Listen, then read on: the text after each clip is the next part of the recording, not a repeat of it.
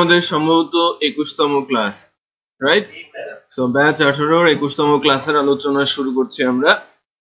এখানে লাস্ট ডেতে আমরা ডেটাবেস স্ক্রুটিং নিয়ে আলোচনা শুরু করেছিলাম, অবজেক্ট ওরিয়েন্টেড। আজকে আমি 3টা অ্যাকশন আরো বাকি আছে, আমি ইনসার্ট করেছি। সিলেক্ট, ডিলেট, আপডেট এই বিষয়টা বাকি আছে। তো এটা করার পর আমরা ইনফ্যাক্ট আজকে ফ্রেমওয়ার্কে ঢুকবো। হ্যাঁ, ফ্রেমওয়ার্কটা ইন্ট্রোডিউস করব। তো একটু কেয়ারফুলি দেখতে হবে কিভাবে ইনসার্ট হচ্ছে, সেটা একবার আমি আলোচনা করব। দেন সিলেক্ট, ডিলেট এবং আপডেটের যে কনসেপ্টটা সেটা নিয়ে কাজ করব। একজনকে মনে হচ্ছে নতুন নতুন না, হঠাৎ আসেন। 20 দিনে কয়দিন আসছেন? না, মনে হয় না আপনি 8-9 দিন এসেছেন। 8-9 দিন আসেন নাই আপনি, 4-5 দিন ম্যাক্সিমাম হয়তো এসেছেন, বা আমার যে আপনার চেহারাই মনে নাই।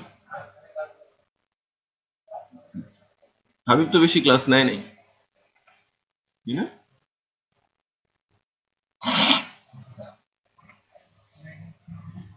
ইরেগুলার হলে চলবে না। হ্যাঁ, ইরেগুলার হলে আপনার মানে মানে আদার্স যে বিষয়গুলো আছে সেখানে ওই ইরেগুলারিটি শো করবে। আচ্ছা, আমরা কোথায় ছিল? পিএসপি বেসিক কনসেপ্টের ছিলাম। লাস্ট ডে 20 গেছে। এখন ওই কাজটাকেই আমি ডে 21 এর মধ্যে বেসিক্যালি নিয়ে আসার চেষ্টা করছি। ডে 21 এর মধ্যে আমি এটাকে নিয়ে আসলাম। কি কি ছিল সেখানে? একটা ক্লাস ফাইল ছিল আর একটা অ্যাড স্টুডেন্ট ফাইল ছিল, সেটাকে আমি এর ভেতরে নিয়ে নিচ্ছি।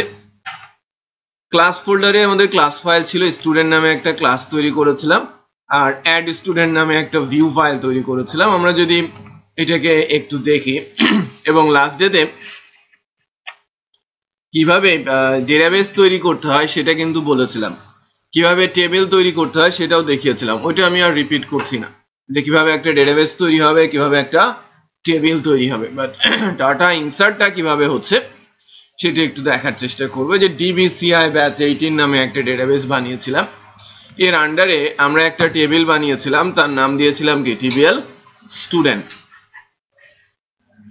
So last day video collect করে আমরা যদি ডেটাবেস সম্পর্কে কিছুটা জানতে চাই, ওখানে একটু এলাবোরেশন আছে যে ডেটাবেস কি, কেন ইউজ হয়, ডেটাবেস কিভাবে বানাতে হয়, ডেটাবেসের টেবিল কেন লাগবে, এবং টেবিল কিভাবে বানাতে হয়, এটা আমরা একটু দেখে নিব সবাই। আচ্ছা, এখন আমরা যেটা করেছিলাম, ছোট্ট একটা ফর্ম বানিয়েছিলাম। এখানে ফর্মের মধ্যে ডে 21 এ যেটা করা হয়েছে, যে অ্যাড স্টুডেন্ট একটা ছোট্ট ফর্ম ছিল যেখান থেকে আমরা ডাটা ইনসার্ট করছিলাম। ওকে, যেহেতু আমরা ভিউ করব, এডিট ডিলেটও করব, এই ক্ষেত্রে আমি ডিজাইনটাকে একটু অর্গানাইজ করে নিচ্ছি, এই ফর্মটাকে একটা ডিজাইন প্যাটার্নের মধ্যে আনার চেষ্টা করছি।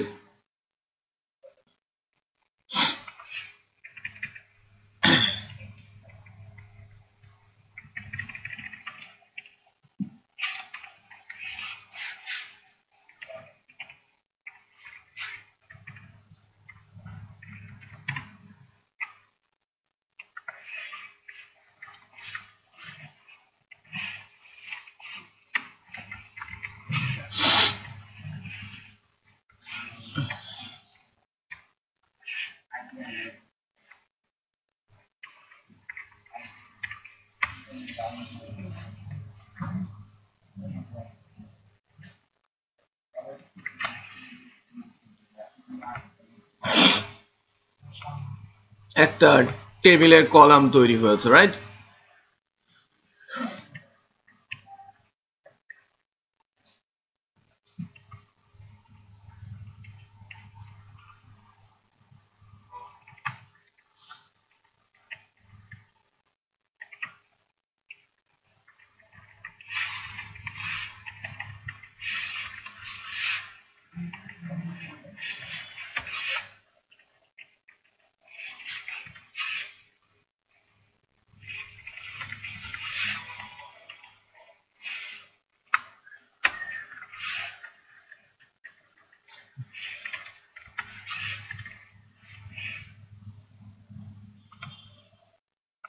টেবিলের একটা কাঠামো বানানোর চেষ্টা করছি।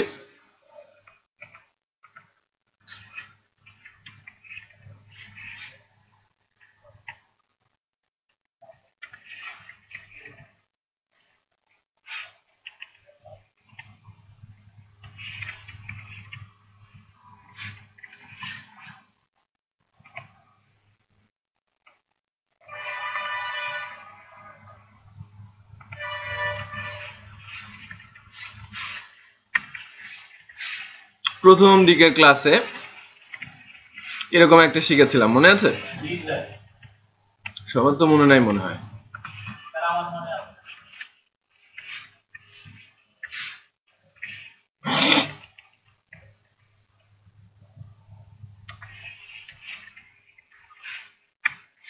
সার্টিফিকেট নিতে হলে, বইয়ে সিগনেচার করতে হলে প্রজেক্ট জমা দিতে হবে, এটা যেন মাথায় থাকে। হ্যাঁ, তো আমাদের প্রজেক্ট করার মতো অবস্থায় যেতে হবে।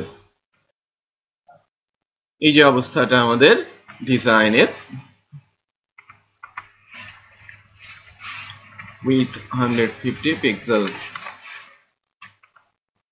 পেলাম। এখন আমাদের যে ফর্মটা আছে, ফর্মটাকে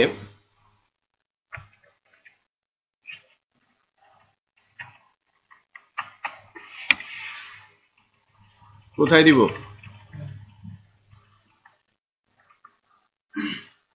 তাই না?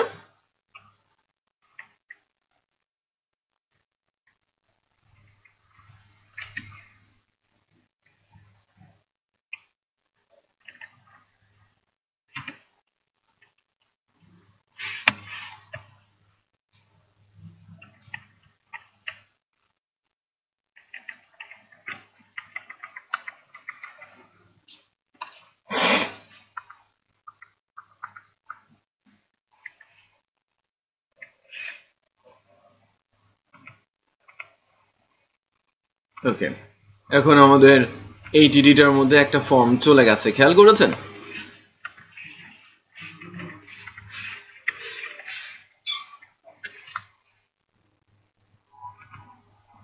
আমরা ফর্মটা পেয়েছি।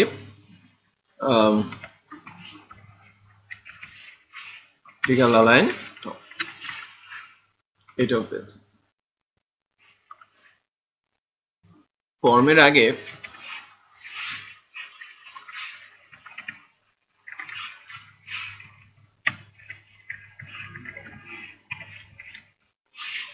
add student প্লেস করি, এরকম একটা অবস্থা যে add student, student name, email address আর স্টুডেন্ট মোবাইল নাম্বার দিয়ে আমি সেভ করব, এটা ডেটাবেসে যাবে, রাইট? সো আমি স্ট্রাকচারটা বানিয়ে নিলাম, এখানে লোগো ব্যানার বসবে, একটা সাইটের কনসেপ্ট যেন আমরা বুঝতে পারি। এখন এই মেনুতে আমি দুটো লিংক অ্যাড করি।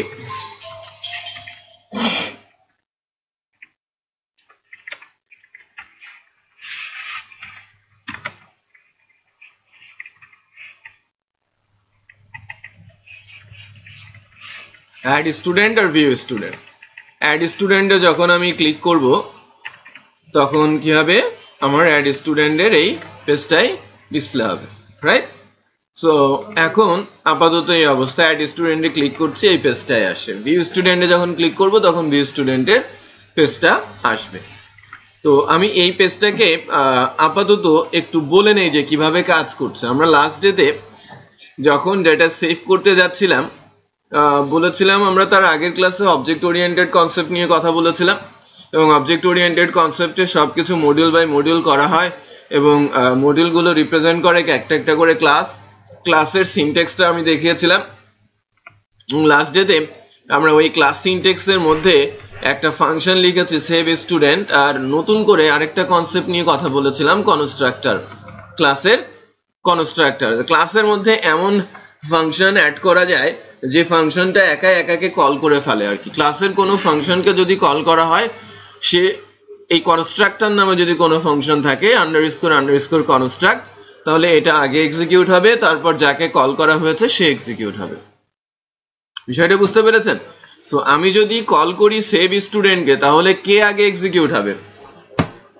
কনস্ট্রাক্ট, তারপরে সেভ স্টুডেন্ট। মনে করেন যে আমার এখানে 10টা ফাংশন আছে, এই ক্লাসে 10টা ফাংশন আছে। আমি মনে করেন যে আমার ফাংশন গুলো হচ্ছে A B C D E F G S, ঠিক আছে? সেই 10টা ফাংশনের মধ্যে আমি বি ফাংশনটাকে কল করে দিই, তাহলে কয়টা ফাংশন এখানে এক্সিকিউট হবে? দুইটা। কোনটা কোনটা? কনস্ট্রাক্টরটা এবং বি যাকে কল করা হয়েছে, রাইট? তো অত্যন্ত ইম্পর্টেন্ট একটা ফাংশন সিনট্যাক্স এর নাম কি? কনস্ট্রাক্টর।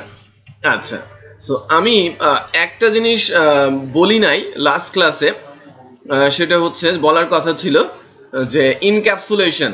আমরা এই যে পাবলিক ইউজ করছি, রাইট, এই বিষয়টাকে কিন্তু আমরা ডিসক্লোজ করি না এর আগের দিন, রাইট? পাবলিক কেন লেখা হচ্ছে, এছাড়াও আর কি কি লেখা যায়, এগুলোকে নর্মালি আমরা মডিফায়ার বলে থাকি, এক্সেস মডিফায়ার বলা হয়ে থাকে এদেরকে। ফাংশনকে এক্সেস করতে দেবে কি দেবে না, রাইট? তার জন্য এই মডিফায়ার গুলো বসানো হয়। তো বেসিক্যালি 3 ধরনের এক্সেস মডিফায়ার আছে, পাবলিক, প্রটেক্টেড এবং প্রাইভেট। রিপিট করছি, পাবলিক, প্রটেক্টেড এবং প্রাইভেট।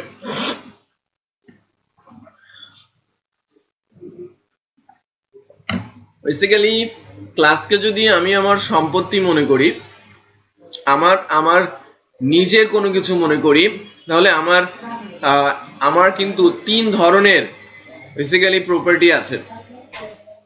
কোন প্রপার্টিকে আমি বলে থাকি আমার, রাইট? বলি না আমার, নাকি সব প্রপার্টিকেই আমাদের বলি? কোন প্রপার্টি আছে যেটাকে আমরা আমার বলে থাকি, রাইট? কিছু প্রপার্টি আছে যেটাকে বলা হয়ে থাকে আমাদের, নিজস্ব প্রপার্টির কথা বলছি। আপনাদের কি আছে? আপনার টিভি আছে, ফ্রিজ আছে, বাড়ি আছে, সোফা আছে, রাইট? ঘর আছে, আপনার শার্ট প্যান্ট জুতা আছে, রাইট? আমি বোঝাতে পেরেছি? আপনাদের কার আছে, আপনাদের বাস আছে, আপনাদের শিশু পার্ক আছে, বা কাইন্ড অফ প্রপার্টিজ আছে। এর মধ্যে কিন্তু প্রপার্টি গুলোকে যদি ভাগ করি তাহলে 3 ধরনের প্রপার্টি এখানে দাঁড়ায়। একটা হচ্ছে এক ধরনের প্রপার্টি একেবারেই নিজের, লাইক আপনার শার্ট প্যান্ট জুতা, রাইট? বলছেন আপনার ঘরটা, সেটাও আপনারই, বলছেন এটা আমার, ক্লিয়ার? দ্বিতীয় ধরনের প্রপার্টি আপনার টিভি, আপনাদের ফ্রিজ, আপনাদের বাড়ি।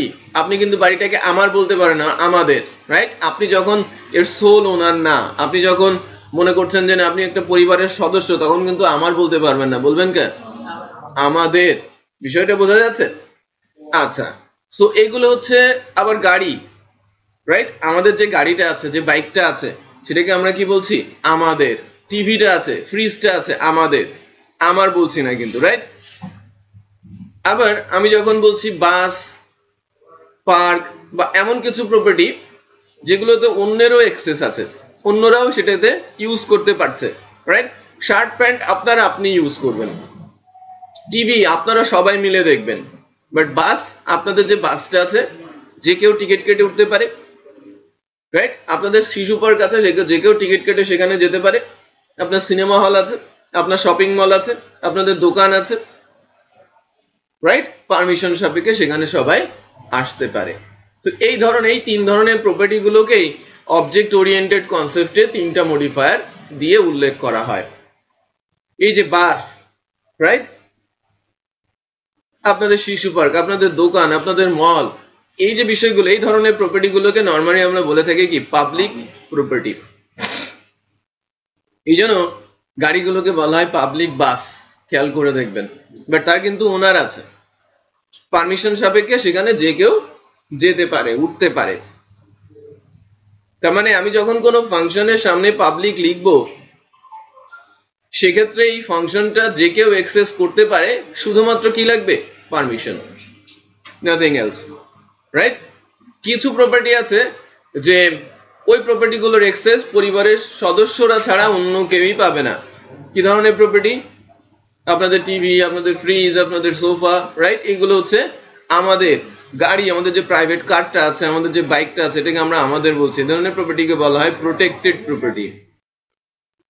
সো কিছু কিছু ফাংশন ক্লাস মধ্যে লেখা হবে যে ফাংশন গুলোর অ্যাক্সেস আমার চাইল্ডরা ছাড়া অন্য কেউ পাবে না, সেই ফাংশন গুলোর সামনে আমরা লিখবো কি?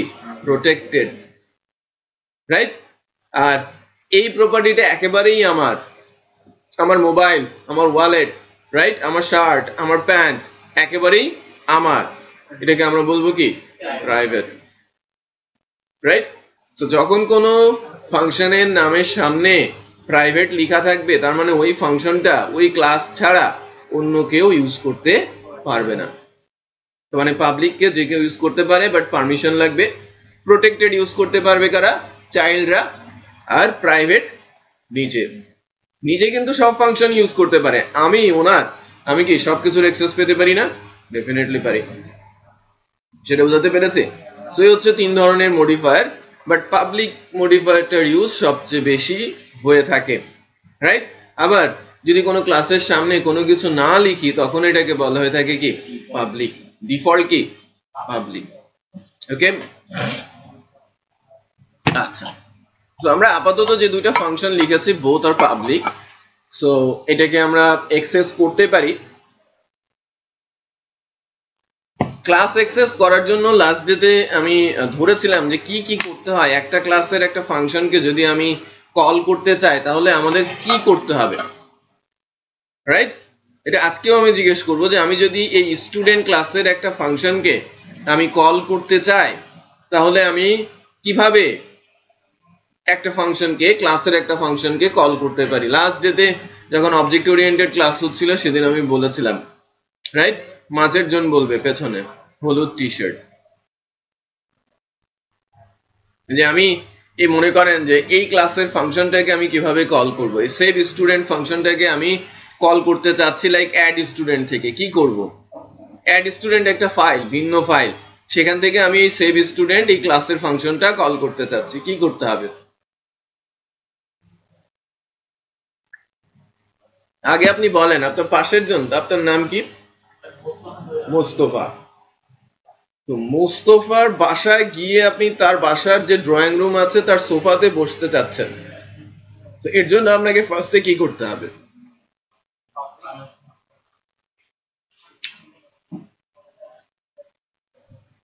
বলেন কি করতে হবে?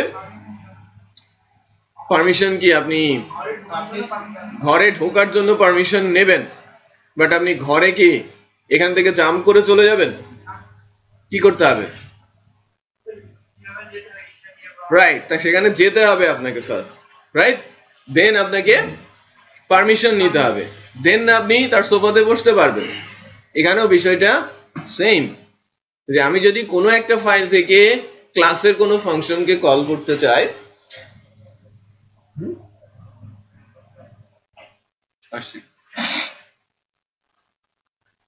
তখন আমাকে যেটা করতে হবে যে আমি কার ফাংশন কল করতে যাচ্ছি? ক্লাসের ফাংশন। সো ক্লাসটাকে আমার সঙ্গে আগে লিংক করতে হবে, right.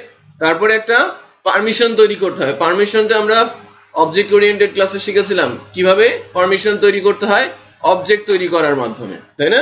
Instance of a class is call object, right. So object বানানোও শিখেছিলাম। একটু খেয়াল করেন যে আমি যখন অ্যাড স্টুডেন্ট, এখান থেকে আমি ওই স্টুডেন্ট ক্লাসের কোনো একটা ফাংশনকে কল করতে চাইবো, ফার্স্টে কি করতে হবে? লিংক করতে হবে, দেন একটা অবজেক্ট বানাতে হবে। এই যে এটা অবজেক্ট হয়েছে না, st অবজেক্ট, দেন এই অবজেক্টের মাধ্যমে ফাংশনটাকে কল করতে হবে।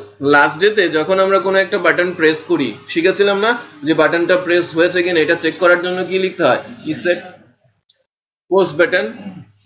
যদি হয় তাহলে অবজেক্টের মাধ্যমে ফাংশনটা কল করে এবং তার প্যারামিটার আকারে পাস করো কি পোস্ট নামে অ্যারেটা, গ্লোবাল অ্যারেটা, রাইট। সো ওই অ্যারেটাই আমরা স্টুডেন্ট ক্লাসে কি করেছি? ডাটা অ্যারে নামে ধরেছি এবং একটা এসকিউএল কমান্ড লিখেছি, এটাকে বলা হয় এসকিউএল কমান্ড, রাইট। এটা মাইস্কুয়েল কোয়েরিও বলা হয়ে থাকে। হতো আপনার স্ট্যান্ডার্ড ভায়োলেশন হতো।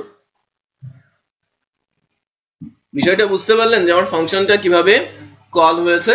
মালাকার বুঝতে পারছেন? আমি কিন্তু রিপিট করছি লাস্ট সেশনের অনেক কিছুই। তো এখন ডাটা অ্যারে থেকে আমি যখন ইনসার্ট করতে যাচ্ছি, কোয়েরিটা হচ্ছে ইনসার্ট ইনটু দেন টেবিল নেম। কোন কোন ফিল্ডে ডাটা যাবে? স্টুডেন্ট নেম, ইমেল অ্যাড্রেস এবং মোবাইল নাম্বার। তারপর আমি বলছি ভ্যালুস, ভ্যালুর মধ্যে কি কি আছে? ডাটার স্টুডেন্ট নেম আছে, ডাটা স্টুডেন্ট ইমেল আছে এবং ডাটার স্টুডেন্ট মোবাইল নাম্বার আছে, যখন এসকিউএলটা লেখা হলো, এসকিউএলটা মাইস্কুয়েল কোয়েরি নামে পিএসপির একটা বিল্ট ইন ফাংশন আছে, সেখানে চালিয়ে দিলেই কি হয়ে যাবে, এটা ডেটাবেসে ইনসার্ট করে দেবে। বা ডেটাবেসে কিভাবে ইনসার্ট করবে, ডেটাবেস সার্ভারকে আমাকে চিনতে হবে। পিএসপি কি অটোমেটিক মাইস্কুয়েল কে চিনে না। ওখানে হয়তো অনেক ডেটাবেস থাকতে পারে, তুমি কোন ডেটাবেসে ডাটা রাখবো সেটাও তো আমাকে বলে দিতে হবে। এইগুলো সব বলা আছে এই কনস্ট্রাক্টর ফাংশনে। কেন এখানে বলা আছে, ওই যে বলছিলাম যে আমার এখানে 10টা 15টা 20টা ফাংশন হতে পারে, সববারই কি আমি ডেটাবেসের সাথে কানেক্ট করব? ডেটাবেসকে সিলেক্ট করব, একবারই করব কোথায়, কনস্ট্রাক্টরে, রাইট? কারণ আমি এ ফাংশনকে কল করলে আগে কনস্ট্রাক্টর তারপরে এ, যদি বি ফাংশনকে কল করি আগে কনস্ট্রাক্টর তারপরে বি। সো এ বি সি করে মানে এইচ পর্যন্ত আমাকে সব জায়গায় তো কানেকশন দেওয়ার দরকার নেই। কোথায় কানেকশন দিতে হবে, কনস্ট্রাক্টরে কানেকশন দিলেই অটোমেটিক সব জায়গায় পাওয়া যাবে, কারণ কনস্ট্রাক্টর অলওয়েজ কি হচ্ছে, কল হচ্ছে, রাইট? সো মাইস্কুয়েল কানেক্ট নামে পিএসপির একটা বিল্ট ইন ফাংশন আছে, তার 3টা parameter, host name, user name, password. এই ফাংশনটা যখন কল করা হয় এবং host name, user name, password যদি আমরা দিয়ে দেই, এটা যদি কারেক্ট হয়, লোকাল মেশিনের জন্য host name local host, user name root আর পাসওয়ার্ড ব্ল্যাঙ্ক, এটা কারেক্ট ইনফরমেশন যদি হয় তাহলে কানেকশনটা হবে, এখানে ট্রু আসবে। আর কানেকশন ট্রু হলে মাইস্কুয়েল সিলেক্ট ডিবি নামে একটা ফাংশন আছে, এর মাধ্যমে আমি ওই ডেটাবেস সার্ভারের কোন ডেটাবেসটাকে অ্যাক্সেস করতে যাচ্ছি সেটা নির্ধারণ করা হয়। দেখেন এখানে অনেকগুলো ডেটাবেস আছে, আমি কোন ডেটাবেস নিয়ে কাজ করব, আমাদেরটা DBCI ব্যাচ 18। সো এই নামটা এখানে দেওয়া আছে। সো এই ডেটাবেসকে সে সিলেক্ট করে ফেলেছে, আর যদি করতে না পারে বলবে সার্ভার নট কানেক্ট। এই হচ্ছে কনস্ট্রাক্টরের ইউজ। সো এই কাজটুকুই আমরা করেছিলাম। সেভ করার পর যেহেতু এই ফাংশন কলিং শেষ, অটোমেটিক আমাদের এই পেজটা লোড হয়ে যাচ্ছিল। লাস্ট ডেতে আমরা এই বিষয়টুকু শিখেছিলাম। আজকে আমরা ডাটা সিলেকশন শিখবো ফার্স্ট। তার আগে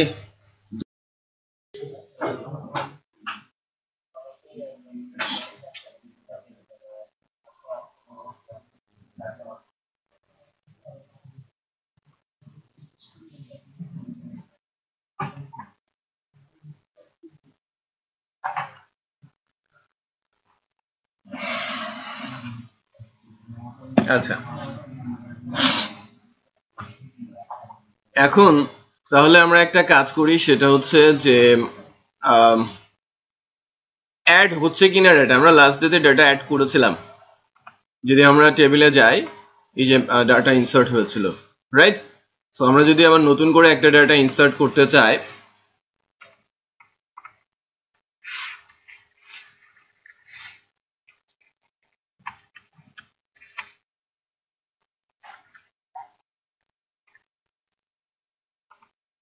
এবং সেভ বাটন হিট করি, আমার ডাটা ইনসার্ট হয়ে এই পেজে আবার ফেরত আসে। এখান থেকে আমরা একটা মেসেজ দিতে পারি, খেয়াল করেন যে আমাদের সেকেন্ড আরেকটা রেকর্ডও ইনসার্ট হয়েছে। সো মেসেজটা আমরা কিভাবে ডিসপ্লে করাতে পারি, যে যখন ডাটা সেভ হবে আমার এখানে এসে একটা মেসেজ দেখাবে যে সেভ স্টুডেন্ট ইনফরমেশন সাকসেসফুলি। যদি এটা না দেখায়, আমি ডেটাবেসের অ্যাক্সেস আমার আছে, এই কারণে আমি কনফিডেন্ট যে ডেটাবেসে ডাটা যাচ্ছে, বুঝতে পারছি। বাট ইউজাররা কিভাবে বুঝবে যে আপনি রেজিস্ট্রেশন করেছেন ফেসবুকে, আপনাকে কিছু বলে নাই, আপনি কি বুঝতে পারবেন যে আপনার রেজিস্ট্রেশন কমপ্লিট হয়েছে? ডেফিনেটলি যেখানে না যেখানে আপনারা রেজিস্ট্রেশন করেন অলওয়েজ কি দেয়, নোটিফাইড করে, মেসেজ দেয় যে আপনার এই কাজটা এই অবস্থায় আছে। সো মেসেজ অত্যন্ত গুরুত্বপূর্ণ, ছোট কাজ বাট অত্যন্ত গুরুত্বপূর্ণ কাজ, আপনাকে মেসেজ অলওয়েজ দিতেই হবে। সো একটা মেসেজ আমরা কিভাবে দিতে পারি, তো মেসেজটা ডাটা সেভ হওয়ার পরে আমরা একটা ভেরিয়েবলে একটা মেসেজ নেই।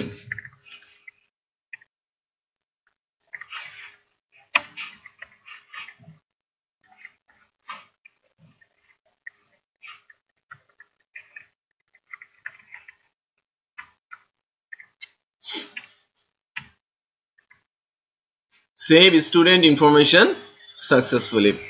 এখন এটাকে রিটার্ন ডলার মেসেজ, ঠিক আছে? এটাকে রিটার্ন করার মানে কি, যেখান থেকে কল হয়েছে সেখানে এটা চলে যাবে। সো যেখান থেকে কল হয়েছে, এখান থেকে ফাংশনটা কল হয়েছে না, সেভ স্টুডেন্ট। সো ওখানে এসে আমরা ওই মেসেজটাকে ধরবো, ডলার যেখান থেকে আমি রিটার্ন করেছি ওটা মেসেজ নামে রিটার্ন করেছে, ওই নাম আর এই নাম সেম হওয়াটা জরুরি না, আর সেম রাখাটাই স্ট্যান্ডার্ড। ওকে, যাতে আমার মনে থাকে আমি কি করতে চাচ্ছি। মানে ওখান থেকে একটা ভেরিয়েবল রিটার্ন করা হলো যার ভেতরে কিছু স্ট্রিং আছে, আর ওই ভেরিয়েবলটা রিপ্লেস করা হলো কোথায়, এই ভেরিয়েবলে, রাইট? সো এখন আমি যখন মেসেজটা দেখাবো এভাবে দেখাবো।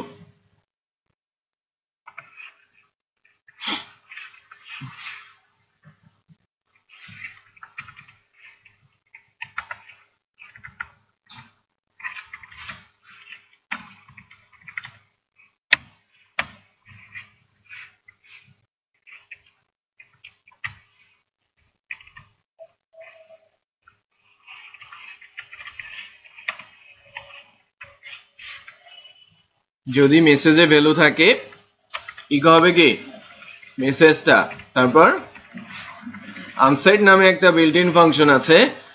যদি ভেরিয়েবল ওখানে দেওয়া হয় আর ওই ভেরিয়েবলের মধ্যে যদি কোনো ভ্যালু থাকে, সেই ভ্যালুটা কি হয়ে যাবে, ক্লিয়ার হয়ে যাবে, মুছে যাবে।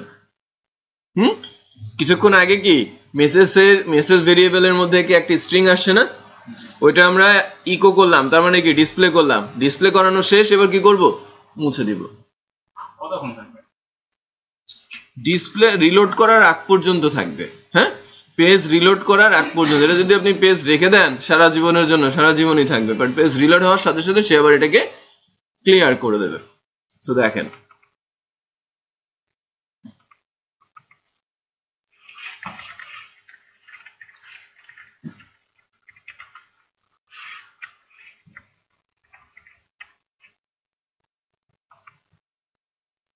Save student information successfully.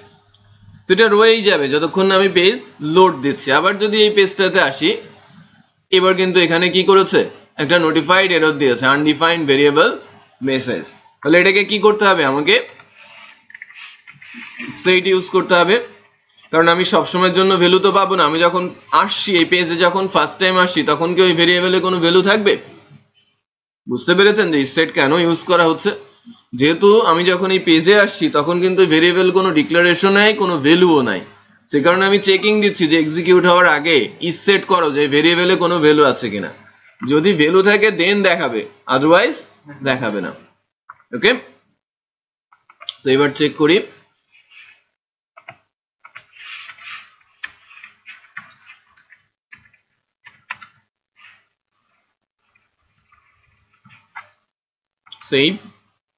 Save student information successful. So আমরা যদি একটু চেক করি লাস্ট রেকর্ডটা, ওকে, আচ্ছা। সো এখন আমাদের টার্গেটটা কি, ওই ডেটাবেসের ডাটাগুলো আমি যখনই ভিউ স্টুডেন্টে ক্লিক করব, এই জায়গাটাতে ওই ডেটাবেসের ডাটাগুলোই দেখা যাবে। টেবিলে যে ডাটাগুলো আছে সেই টেবিলের ডাটাগুলো আমরা এখানে বক্স বক্স আকারে দেখব, রাইট, যে কি কি ডাটাগুলো রয়েছে।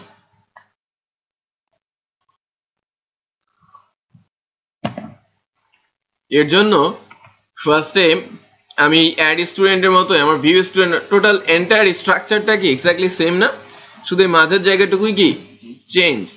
সো এই জায়গাটা আমি একটু ফাইলটাকে সেভ অ্যাজ করে নিচ্ছি।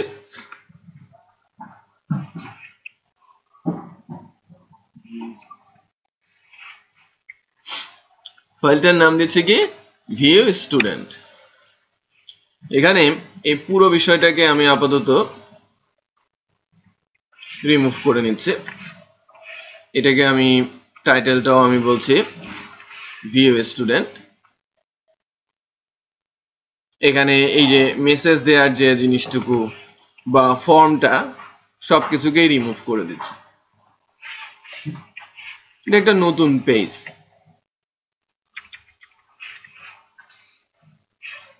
আবার আমার যে অ্যাড স্টুডেন্ট এবং ভিউ স্টুডেন্ট দুইটা পেজ রয়েছে, এই দুইটা পেজকে অ্যাক্সেস করার জন্য আমরা যখন হাইপারলিংক রেফারেন্স দেই কি করি, ভিউ স্টুডেন্টে ক্লিক করলে কোথায় যাবে, ভিউ স্টুডেন্ট, আর অ্যাড স্টুডেন্টে প্রেস করলে অ্যাড স্টুডেন্ট। সো এখানে ওই কাজটা সেরে রাখি। ভিউ স্টুডেন্টে যখন আমরা প্রেস করব তখন ম্যাম নাই, করেন ভিউ স্টুডেন্ট, দেন আমরা একটু চেক করি, দেখেন অ্যাড স্টুডেন্ট, এটা ভিউ স্টুডেন্ট, এটাও ক্লিকেবল হয়েছে, বাট ভিউ স্টুডেন্টে এখন আমরা কিছুই রাখি নাই, ফাঁকা, জাস্ট একটা পেজকে কপি করে নিলাম, রাইট? সো আমার টার্গেটটা কি, আমি যখন এখানে ক্লিক করব ডেটাবেস থেকে ডেটাগুলো তুলে এনে এরকম দেখাবে, আমি বলবো যে আইডি, নেম, ইমেল, মোবাইল, কারণ ওই রো আকারে ডেটাবেসের ডেটাগুলো সুন্দর করে দেখিয়ে দেবে যেভাবে ডেটাবেসে আছে। এক্স্যাক্টলি আমি যদি মনে করেন যে আমরা কেউ প্রোগ্রামিং এর পাও জানি না, বাট এটা বলা হলো যে এটা ডেটাবেস, এটা আপনি দেখেন আপনার যখন সফটওয়্যার ইউজ করা হচ্ছে কেউ কিছু বুঝবে? যে সফটওয়্যারটা যেটা বানিয়ে দেওয়া হচ্ছে যে আমার স্টুডেন্ট এতগুলো আছে, এতগুলো স্টুডেন্টকে আমি দেখতে পারি, এডিট এবং ডিলিট করতে পারি। এখন কেউ এটা আমার কাছ থেকে বানিয়ে চেয়েছে, আমি তোকে বললাম যে আমি অ্যাড করে দিয়েছি, তুমি ডেটাবেস থেকে দেখে নাও, সে কি আদৌ কিছু বুঝবে? ডেটাবেস কি সে কি জানে? জানে না। কিভাবে এডিট ডিলিট করতে হয় সেও তো সেটা কিছুই বোঝে না। এবার ডেটাবেসে আসতে হলেও কি করতে হবে সেটাও সে জানে না। সেটা বুঝতে পেরেছেন? সো আমাদের সকল কাজই করে দিতে হয়, ফ্রন্ট এন্ডও করতে হয়, অ্যাডমিন প্যানেলও করতে হয়। হ্যাঁ, যখন কোনো ডাইনামিক সাইট বানানো হয় দুইটা পার্ট করা হয়, যেটা আমরা দেখি সেটাকে আমরা ফ্রন্ট এন্ড বলি, আর যে প্যানেলটা সাইটের ওনাররা ইউজ করে সেটাকে বলা হয়ে থাকে কি, অ্যাডমিন প্যানেল। যার মাধ্যমে পুরো সাইটটাকে কন্ট্রোল করা হয়। ওকে, সো এই ডেটাগুলোকে আমরা যদি এখানে দেখতে চাই, ফার্স্টে যেটা করতে হবে যে ভিউ স্টুডেন্ট থেকে আমাকে শুরুতে, যেহেতু ক্লাস ফাংশনের মাধ্যমে ফাংশনটাকে ডেটাগুলোকে তুলে নিয়ে আসবো, এর জন্য আমাকে যেটা করতে হবে যে প্রথমে রিকোয়ার করতে হবে, লিঙ্ক করতে হবে। রিকোয়ার করবো কার সাথে? ক্লাসের স্টুডেন্ট ফাইলের সাথে। এরপর একটা অবজেক্ট বানাবো, এটা যে কোনো নাম হতে পারে, যে নামটা আপনি ইউজ করছেন সব জায়গায় সেটাও আপনি প্র্যাকটিস করতে পারেন। নিউ ক্লাসের নামটা কি? স্টুডেন্ট। এখন আমি অবজেক্ট ধরে একটা ফাংশনকে কল করব, লাইক st অবজেক্ট ধরে আমি একটা ফাংশনকে কল করছি, বলছি সিলেক্ট অল স্টুডেন্ট। এটা একটা function, right? Select all student, এই ফাংশনটা আমি ডিফাইন করব কোথায়? স্টুডেন্ট ক্লাসে। সো আমি স্টুডেন্ট ক্লাসে গিয়ে ডিফাইন করছি public function select all student. এখন ডেটাবেস থেকে ডাটা তোলার জন্য ডেফিনেটলি ডিফারেন্ট কোয়েরি, ডাটা রাখার জন্য একরকম, ডাটা তোলার জন্য একরকম, আপডেটের জন্য একরকম, ডিলিটের জন্য আরেক রকম, রাইট? এরকম হরেক রকমের কোয়েরিজ রয়েছে যেটা আপনাদের শিখতে হবে যখন আপনি প্রোগ্রামিং করছেন। তো শেখার জন্য সবচেয়ে ভালো জায়গা ডেটাবেস নিয়ে বেসিক লেভেলটা W3 স্কুলসে যাবেন, ওখানে ছোট ছোট করে কোয়েরি সুন্দর করে লেখা আছে, যেটা আপনাদের শিখতে হবে। ওকে, সো আমি একটা এসকিউএল লিখছি ডাটা সিলেক্ট করার জন্য। সিলেক্ট করার জন্য কোয়েরিটা সিম্পল, সিলেক্ট সবগুলো কলাম নিব, স্টার ফ্রম টিবিএল স্টুডেন্ট।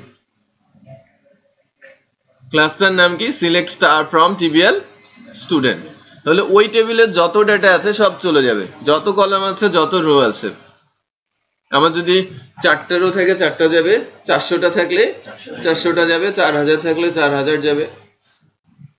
যদি আমি একটা তুলতে চাই, ডিফারেন্ট কোয়েরি, কিভাবে একটা আমি সিলেক্ট করবো সেটা আমাকে বলে দিতে হবে কোয়েরিতে। আমি যদি 10টা তুলতে চাই, ডিফারেন্ট কোয়েরি। বুঝতে পেরেছেন? আচ্ছা, সো আমি এখন এই এসকিউএলটাকে MySQL কোয়েরি নামে যে ফাংশনটা আছে সেখানে দিলাম। সো এখানে একটু খেয়াল করেন, MySQL কোয়েরি যখন ইনসারশন কোয়েরি চালিয়েছি তখন কিন্তু সে আমাকে কোনো কিছু রিটার্ন করে নাই, বাট যখন আমি সিলেকশন কোয়েরি চালিয়েছি সে আমাকে একটা কিছু রিটার্ন করবে। কারণ সিলেক্ট মানে কি, আমাকে দেবে সে, আমি চাচ্ছি তার কাছ থেকে ডাটা, রাইট? আমি বলছি যে আমাকে একটা রেজাল্ট দিয়েছে। বেসিক্যালি যখন MySQL এর কথা বলা হচ্ছে, MySQL ডেটাবেস সার্ভারে দুইটা পোর্শন থাকে, একটা হচ্ছে স্টোরেজ, একটা হচ্ছে ইন্ডেক্সার। একটা হয় স্টোরেজ আর একটা কি ইন্ডেক্সার। সো আমি যদি বলি যে একটা সো এন্টায়ার সিস্টেমটা হচ্ছে এরকম, এটা হচ্ছে আমার এন্টায়ার ডেটাবেস, রাইট? সবচেয়ে ভালো হবে পেইন্টে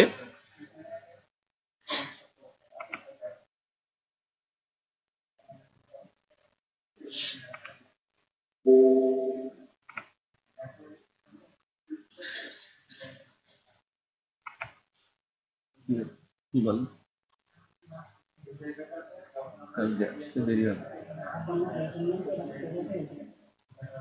কোথায়?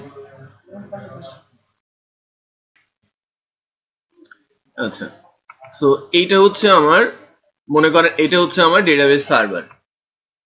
সো ডেটাবেস সার্ভারের মধ্যে দুইটা পার্ট, একটা হচ্ছে একটাকে আমরা বলে থাকি কি স্টোরেজ, আর একটা হচ্ছে ইন্ডেক্সার। যদিও ইন্ডেক্সারের সাইজ থেকে ছোট, স্টোরেজটা হচ্ছে বড়।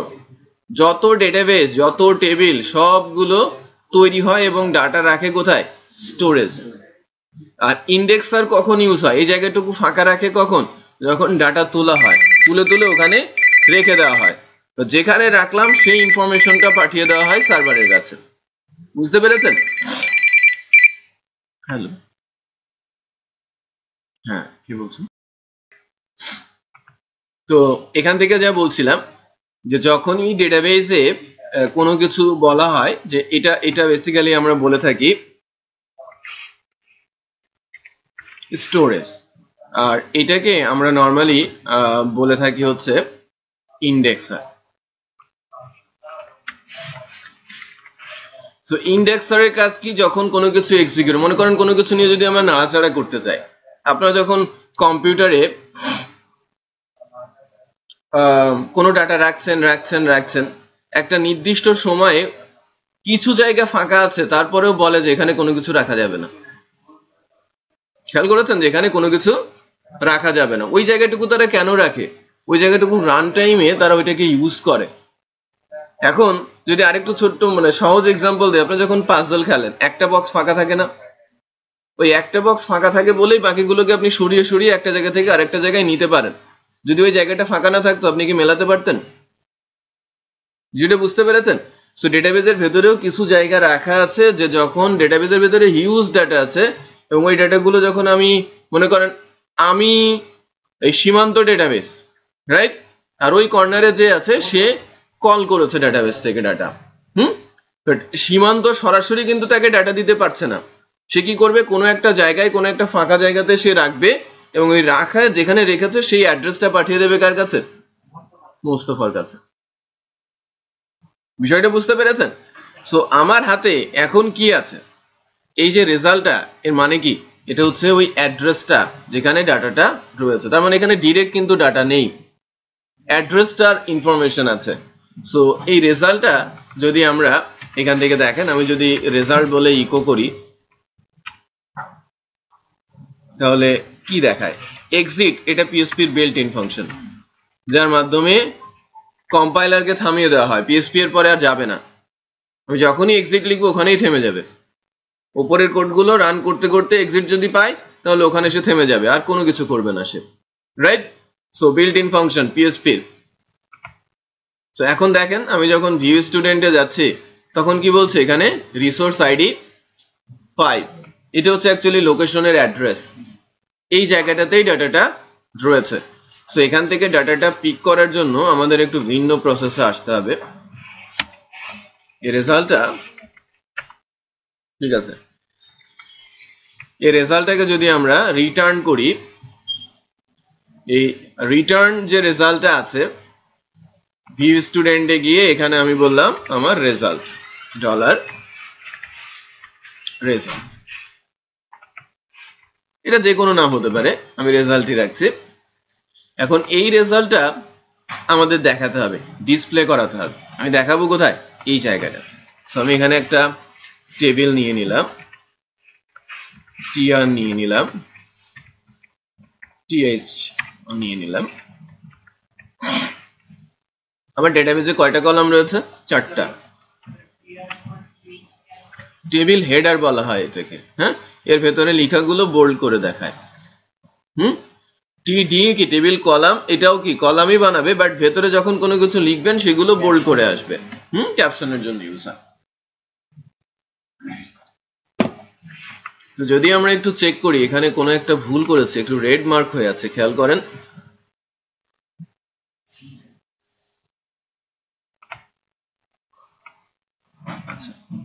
ফাংশনটা ক্লোজিং নেই, এর ক্লোজিং দেন ক্লাসের ক্লোজিং। আচ্ছা, সো এখন যদি আমরা যাই, দেখেন ভিউ স্টুডেন্টের মধ্যে আমি কিন্তু কোনো কিছু পাচ্ছি না, পাচ্ছি কি কোনো কিছুই কিন্তু নেই। বাট আমি যদি ভিউ স্টুডেন্টে টেবিলে যাই, border 1, align, centre,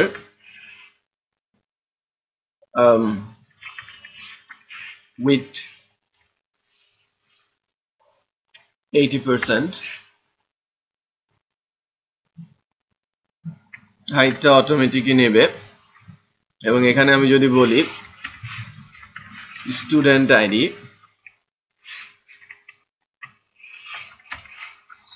student name, আর কি রাখা হয়েছে, student email address, mobile number, তাহলে কি হয় একটু দেখতে পাচ্ছেন যে লেখাগুলো বোল্ড করে আসছে এখন। সো এখন এই টেবিলের উপরে আমি যদি এরকম লিখি,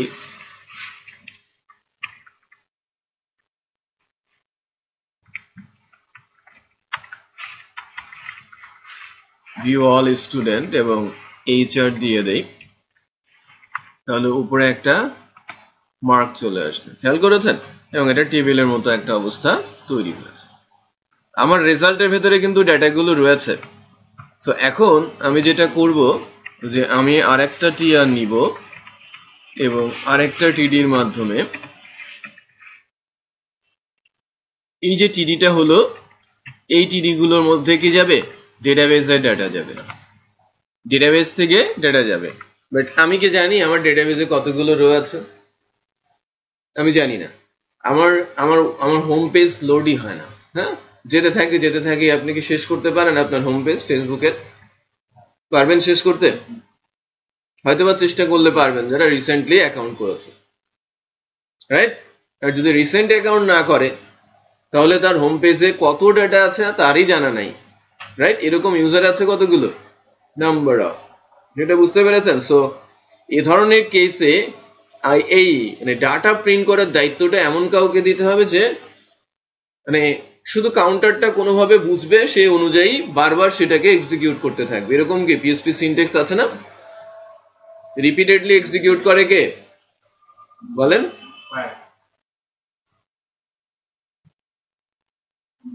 কোন স্টেটমেন্ট যে রিপিটেডলি কাজ করে আপনি বলতে পারছেন না? চারটে স্টেটমেন্ট আছে, for, while, do while, for each. বলছেন না কেন? Confused, right?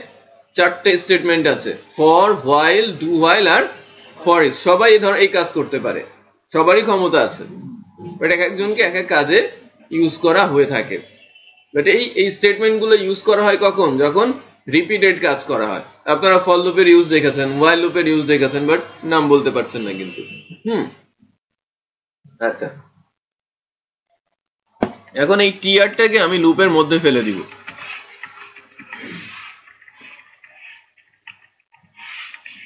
টিআরটা বারবার ঘুরতে থাকবে এবং এখানে আমি ইউজ করব হোয়াইল নামে একটা লুপ আছে সেটাকে। তো হোয়াইল লুপের মধ্যে সিনট্যাক্সটা, হোয়াইল লুপের যে সিনট্যাক্সটা আমরা শিখেছিলাম যে ইনিশিয়ালাইজ করতে হয়, কন্ডিশন দিতে হয়, ইনক্রিমেন্ট ডিক্রিমেন্ট করতে হয়, সেটা এখানে বেসিক্যালি প্রয়োজন পড়বে না। ইনিশিয়ালাইজেশন বা ইনক্রিমেন্ট ডিক্রিমেন্টের প্রয়োজন পড়বে না যখন আমরা এখানে একটু স্পেশাল সিনট্যাক্স ইউজ করছি। স্পেশাল সিনট্যাক্সটা হচ্ছে MySQL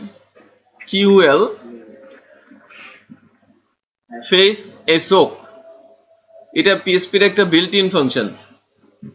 এর ভেতরে প্যারামিটার দিলাম কি রেজাল্ট।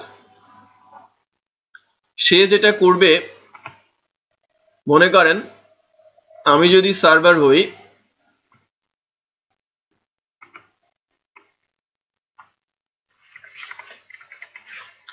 সার্ভার থেকে সে বারবার কোথায় যাবে, এই ইন্ডেক্সরে আসবে এবং একটা একটা করে রো তুলে নিয়ে যাবে, রাইট? সো সিনট্যাক্সটা কি, মাইস্কুয়েল ফেস এসওক, এটা কি অ্যাড্রেসের নাম। আমি যদি অ্যাড্রেস না দেই সে যেতে পারবে? তো ডেফিনেটলি তাকে অ্যাড্রেস দিতে হবে যে কোথায় ডাটাটা আছে, রাইট? ফাংশনকে অ্যাড্রেস দিয়ে দিলাম, সে লুপ একবার ঘুরবে একটা রো তুলে নিয়ে আসবে, আরেকবার ঘুরবে আরেকটা রো তুলে নিয়ে আসবে। কতবার ঘুরবে? যতবার পর্যন্ত সে শেষ হচ্ছে না, মানে ওই ইন্ডেক্সের মধ্যে ডাটা পাঠানো শেষ হচ্ছে না, সে ততবার এটা ঘোরাতেই থাকবে, ঘোরাতেই থাকবে। তার মানে আমার ওই ইন্ডেক্সার টেবিলে যদি 10,000 রেকর্ড থাকে, লুপ কয়বার ঘুরবে? 10,000 বার। বিষয়টা বুঝতে পেরেছেন? গুড।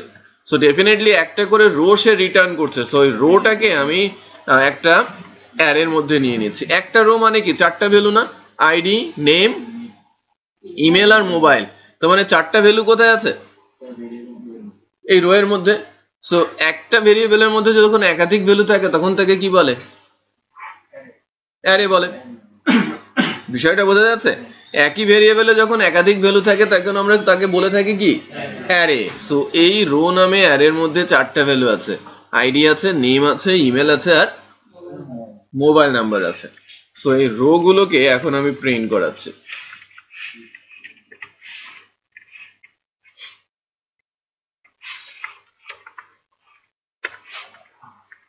রো ইন্ডেক্সটা হচ্ছে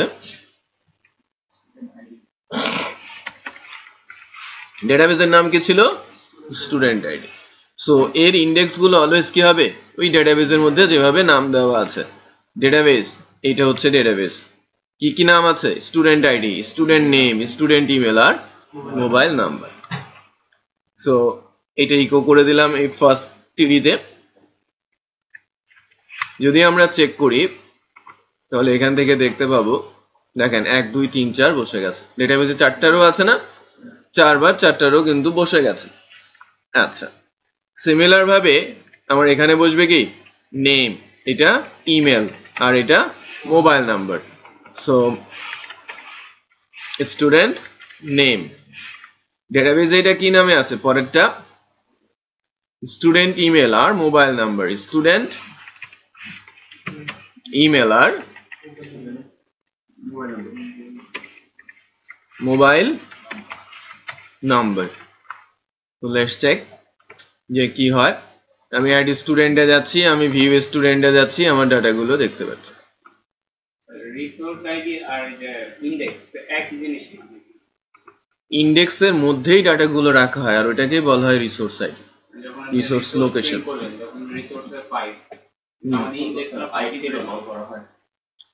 ওই ইন্ডেক্সের যে জায়গাটার নাম সেটাকে বলা হয় রিসোর্স লোকেশন। এটাকে অফিস বলা হয় আর এটাকে কি বলা হয়? ক্লাসরুম। পার্থক্য আছে না?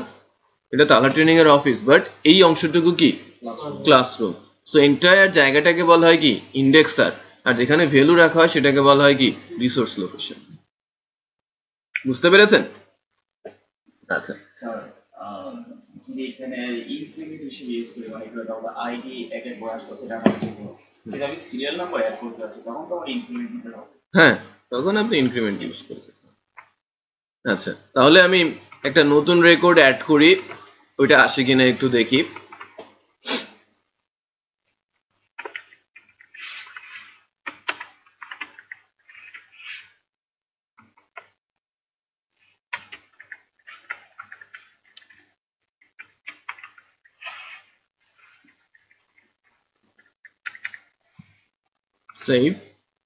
Save student information successfully, view যায় তারটাও আসে, রাইট? সো বেসিক্যালি প্রসেসটাকে বলা হচ্ছে কি ডাইনামিকনেস। আমি ডাটা ডাটাবেসে দিচ্ছি, আবার ডাটাবেস থেকে তুলেও নিচ্ছি। বাট একটা ডাইনামিক প্রজেক্ট তৈরি করা কিন্তু এরকম কিছু না, বা এত ছোট কিছু না। এই যে আমি ডাটা রাখলাম, ডাটা তুললাম, আমার ডাইনামিক হয়ে গেল সব। আচ্ছা, সো এটা বোঝা যাচ্ছে কিনা হজম করতে হবে। এর থেকেও বেটার প্রসেস আসবে, এটা হচ্ছে সেকেন্ডারি প্রসেস, প্রাইমারিটা দেখাই নাই, রাইট? ওইটার ইউজই হয় না, সেকেন্ডারি প্রসেসটা দেখানো হয়েছে। দেন মানে স্মার্ট যে প্রসেসটা সেটা আমরা শিখবো কোথায়? ফ্রেমওয়ার্কের মধ্যে গিয়ে।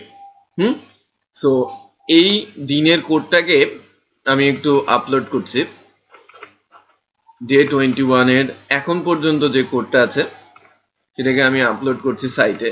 ডাউনলোড করে দেখেন যে কি কি করা হলো, দেন আমি আবার আলোচনায় আসি।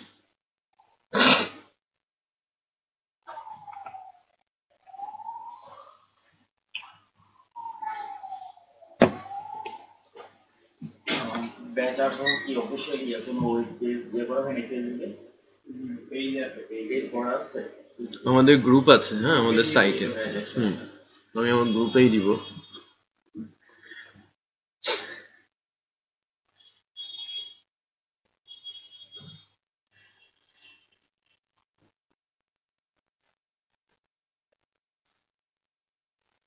আমি অ্যাসাইনমেন্ট আকারে আপলোড দিচ্ছি।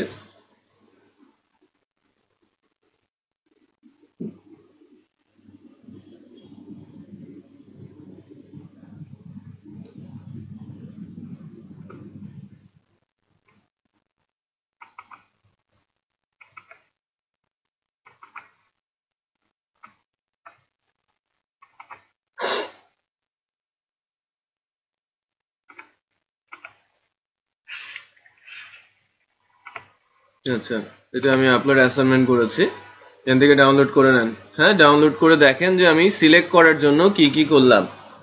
ওকে,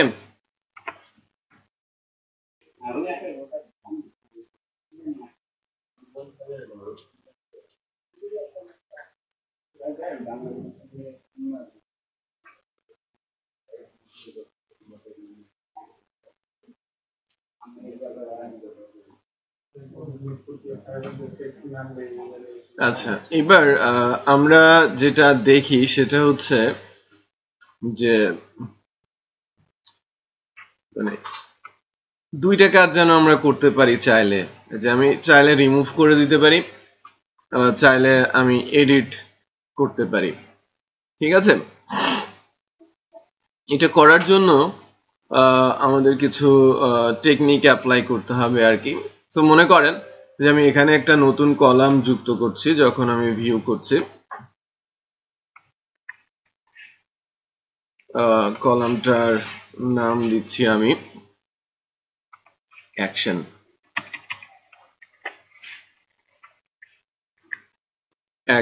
অ্যাকশনের এগেনস্টে আমরা এখানে আরেকটা টিডি বসাচ্ছি।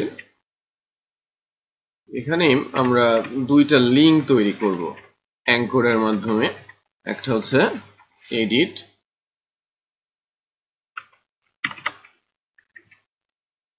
আর একটা হচ্ছে ডিলেট। ঠিক আছে, একটা এডিট একটা ডিলেট।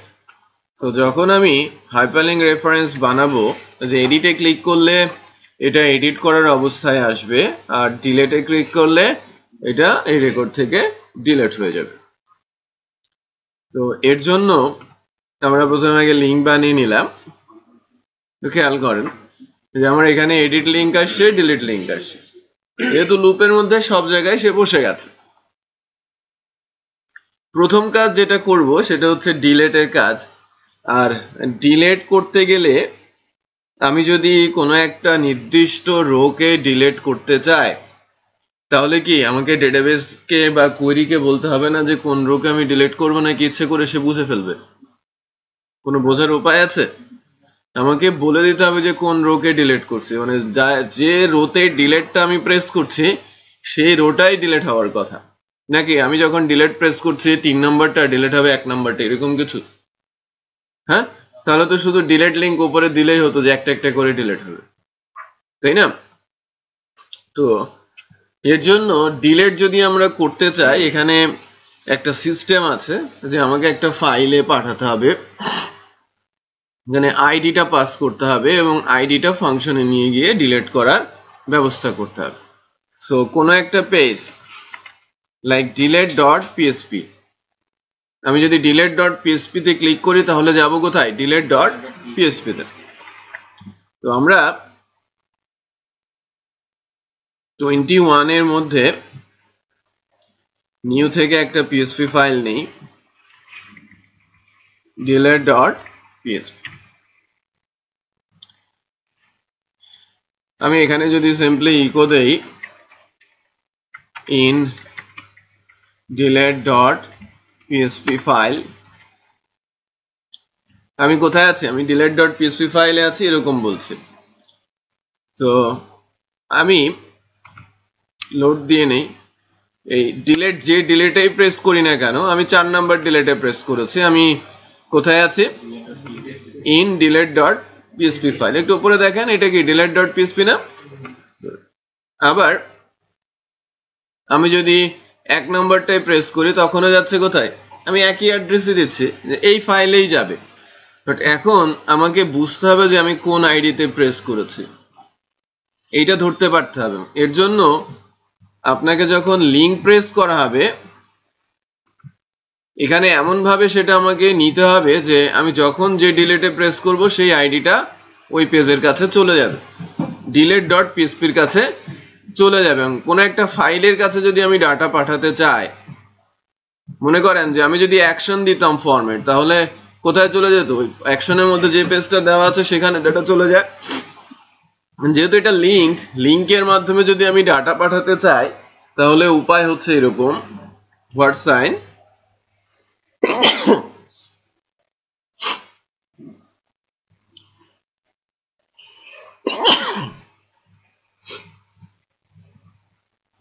হোয়াট সাইন দেন প্রথমে বসবে কি এটা হচ্ছে ইউআরএল এর মাধ্যমে ডাটা পাঠানোর টেকনিক যে আমি ইউআরএল দিয়ে ডাটা পাঠাতে চাচ্ছি ইউআরএল দিয়ে ডাটা পাঠাই কে গেট মেথড হ্যাঁ সো গেট মূলত ডাটা পাঠায় ফাইলের নামের পরে হোয়াট সাইন তারপরে হচ্ছে ইনডেক্স তারপরে হচ্ছে ইকুয়াল দেন এখানে আমি কি পাঠাবো আইডিটা পাঠাবো আইডিটা কোথায় আছে এই যে এখানে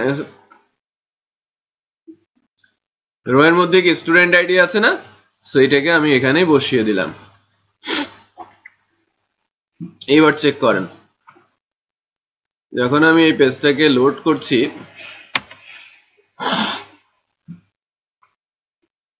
সবাই এই যে এই জায়গাটা খেয়াল করেন এখানে আইডি কত 1 এর আইডি কত 5 এটা 3 এর সঙ্গে কি মিলছে না আইডির সঙ্গে মিলে যাচ্ছে আচ্ছা তাহলে আমি যখন ডিলিটে প্রেস করছি আমার ইউআরএল এ এখন কি আছে 2 আছে আচ্ছা আমি যখন 4 এ প্রেস করছি আমার ইউআরএল এ কি আছে 4 আছে সো ইউআরএল এ ডাটা পাঠালে ইউআরএল থেকে ডাটা ধরাও যায় ওই গেট দিয়েই ডাটা ধরা যায় সো গেট দিয়ে আমরা ডাটা ধরছি কিভাবে delete.php থেকে যদি আমি ডাটা ওই ইউআরএল থেকে রিড করতে চাই মনে করেন আইডি ইকুয়াল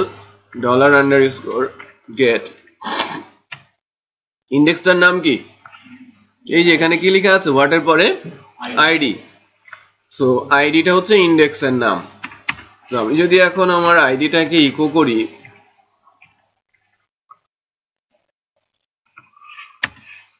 কত আসছে এখানে 4 সো আমি এখানে কি পেলাম 4 আচ্ছা আমি যদি 5 এ প্রেস করি এখানে কি পাচ্ছি 5 তাহলে কত সহজে আমি ইউআরএল দিয়ে ডাটা পাস করতে পারছি সো ইউআরএল দিয়ে ডাটা পাস অনেকগুলো করা যায় না অল্প অল্প ডাটা দুইটা চারটা বা একটা দুইটা ম্যাক্সিমাম যেমন এই আইডি এভাবে পাস করা হয়ে থাকে ওকে যাতে আমি খুব সহজেই ধরতে পারি এখন আমার আইডিটা হাতে আছে এই delete.php থেকে আমি চলে যাব স্টুডেন্ট ক্লাসে একটা ফাংশন লিখব কোয়েরি চালাবো ডাটা ডিলিট করে দিয়ে আবার ভিউ স্টুডেন্ট পেজটাকে লোড করে দিব তাহলে আমার কাজ শেষ ওকে সো যদি আমি ওই স্টুডেন্ট ক্লাসের কাছে যেতে চাই কি করতে হবে বলেন রিকোয়ার করতে হবে না রিকোয়ার হবে ক্লাসের মধ্যে স্টুডেন্ট ক্লাস এবার অবজেক্ট লাইক আমি st অবজেক্ট নামে একটা ক্লাস বানালাম অবজেক্ট বানালাম এবার বলছি st অবজেক্ট অ্যারো হচ্ছে delete student সো এর ভেতরে আমি আইডিটা দিয়ে দিলাম। তার মানে ডিলেট স্টুডেন্ট ফাংশনের প্যারামিটার কি, যে আইডিটা আমি দিয়েছি সেটা। এই ফাংশনটা কোথায় হবে, স্টুডেন্ট ক্লাসে। স্টুডেন্ট ক্লাসে নতুন একটা পাবলিক ফাংশন আমরা লিখি ডিলেট স্টুডেন্ট নামে। এবার যে এসকিউএলটা লিখবো তার মাধ্যমে কি হবে, ডেটাবেস থেকে রেকর্ডটা ডিলেট হবে। এর আগে কি ছিল, ফার্স্টে ইনসার্ট, তারপরে কি সিলেক্ট, এরপরে হচ্ছে ডিলেট।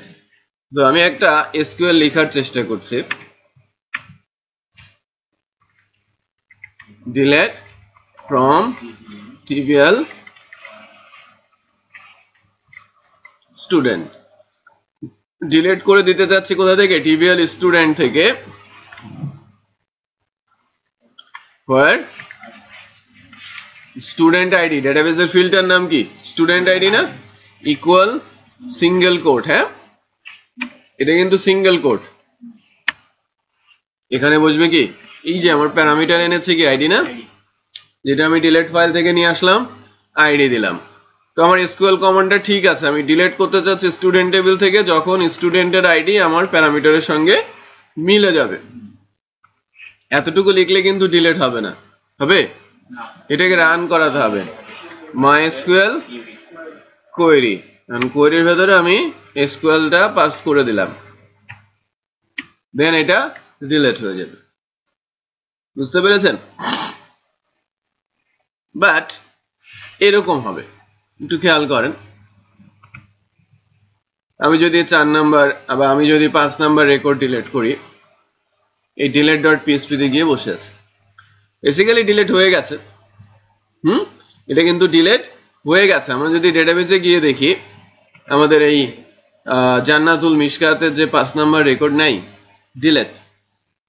বাট এই যে ডিলিট হলো, ডিলিট হওয়ার পরে কিন্তু আমরা কিছু বলি নাই যে তুমি কোথায় যাবা। রিডিরেকশন বলে এটাকে, মানে হেডার রিডিরেকশন। পিএইচপি তে বিল্ট ইন ফাংশন আছে হেডার। হেডারের মধ্যে বলে দিতে হয় যে আমি এখন কোন পেজটাকে লোড করব। লোকেশনের মধ্যে কোলন দিয়ে বলবো কোন পেজটা লোড হবে, view underscore student dot মানে ডাটা রেকর্ড ডিলিট করে যখন আবার আমি ভিউ স্টুডেন্টটাকে লোড করব, তখন এই পেজটা তো পুনরায় লোড হবে, রাইট? এবং নতুন ডাটা ডেটাবেস থেকে তুলে নিয়ে আসবে। মনে করেন 5টা রেকর্ড ছিল, একটা ডিলিট হয়ে গেছে, এখন কয়টা আছে, 4টা, ওই 4টাই দেখাবে। বুঝতে পেরেছেন? So let's check. এখন তো আমার 4টা রেকর্ড আছে, আমি মাঝখান থেকে 2 নম্বরটাকে ডিলিট করে দিচ্ছি। ওকে, 2 নম্বর কিন্তু ডিলিট হয়ে চলে আসে। আমি যে delete.php তে গিয়েছিলাম, এটা কি বোঝা যাচ্ছে? না স্যার, এটা বোঝাই যাচ্ছে না যে আমরা delete.php তে গিয়েছিলাম, মনে হচ্ছে আমি এই পেজেই আছি। বাট আমরা delete.php থেকে স্টুডেন্ট ক্লাসে গিয়েছি, ডিলিট করার পর আবার এই পেজটা লোড করেছি। স্যার এটা যদি আপনি যে গেট দিয়ে আর কি আমরা ওই যে আইডিটা করছি, পোস্ট দিয়ে একটু ধরা যাবে না, কারণ এখানে তো ফর্ম নেই। আমি কি এখানে ডিলিট করার জন্য ফর্ম ইউজ করব নাকি লিংক ইউজ করব? লিংক। সো ফর্ম দিয়ে পোস্ট গেট দুইটাই করা যায়, আর লিংকে শুধু গেট। ওকে, আপনি ইচ্ছে মতো পাঠাতে পারেন ডাটা। লাইক আপনি যদি একাধিক ডাটা পাঠাতে চান, সেক্ষেত্রে আপনাকে এভাবে পাঠাতে হবে যে একটা ডেটা, এই যে আইডি ইকুয়াল ভ্যালু দিয়েছেন, আরেকটা ডেটা পাঠাতে যাচ্ছেন, সো সেপারেটর হিসেবে ইউজ করবেন অ্যান্ড। তারপরে আপনি আরেকটা ডাটা পাঠাতে যাচ্ছেন, লাইক আপনি কিছু দিলেন, আবার অ্যান্ড আরেকটা ডাটা পাঠাতে যাচ্ছেন। তো আপনি অনেক ডাটা পাঠাতে পারেন। আচ্ছা, এখন এডিট। কোনো কিছুকে এডিট করতে গেলে ডিলিটটা বেসিক্যালি কি, আমি যখন ডিলিট করেছি ডেটাবেস থেকেই ডিলিট হয়ে যাচ্ছে সে পার্মানেন্টলি। কোনটা? না, স্ক্রিপ্ট আমরা এখনো আনি নাই। আচ্ছা, এডিট করানোর জন্য, এডিট করতে গেলে যে কোনো কিছুতেই আপনারা যদি এডিট করতে চান, তাহলে কিন্তু মনে করেন যে আমি একটা অ্যালার্ট দিচ্ছি, এরকম একটা অ্যালার্ট দিলাম। কোন স্ট্যাটাসটা আমি যদি বলি যে 18তম ব্যাচে একটা অ্যালার্ট দিচ্ছি,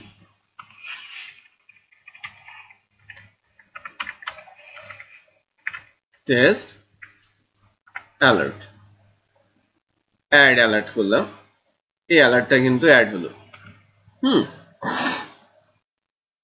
খেয়াল করেন আমি এটা চাইলে কি করতে পারছি, এডিট করতে পারছি, এবং এটা আগের থেকে কি নতুন করে ওই পুরনো ডাটাকেই কি আমাকে দেখাচ্ছে না?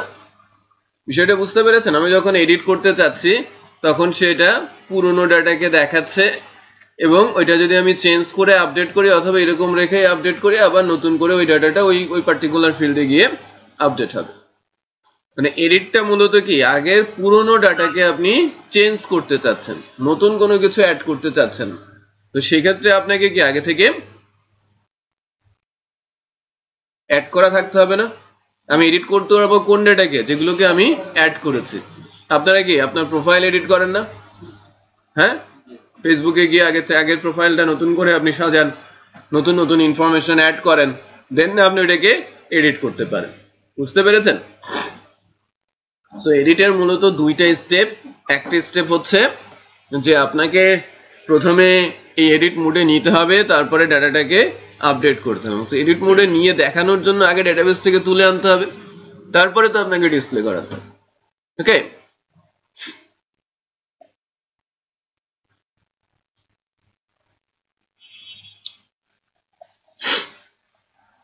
সো আমরা এডিটের কাজটা করি। এর জন্য আইডি লাগবে। আমরা একটা ফাইল করব edit.php, সেখানেও আমি আইডিটা পাস করব। কারণ কোন রেকর্ডটাকে আমরা এডিট করতে চাচ্ছি সেটা তো আমাকে দেখাতে হবে।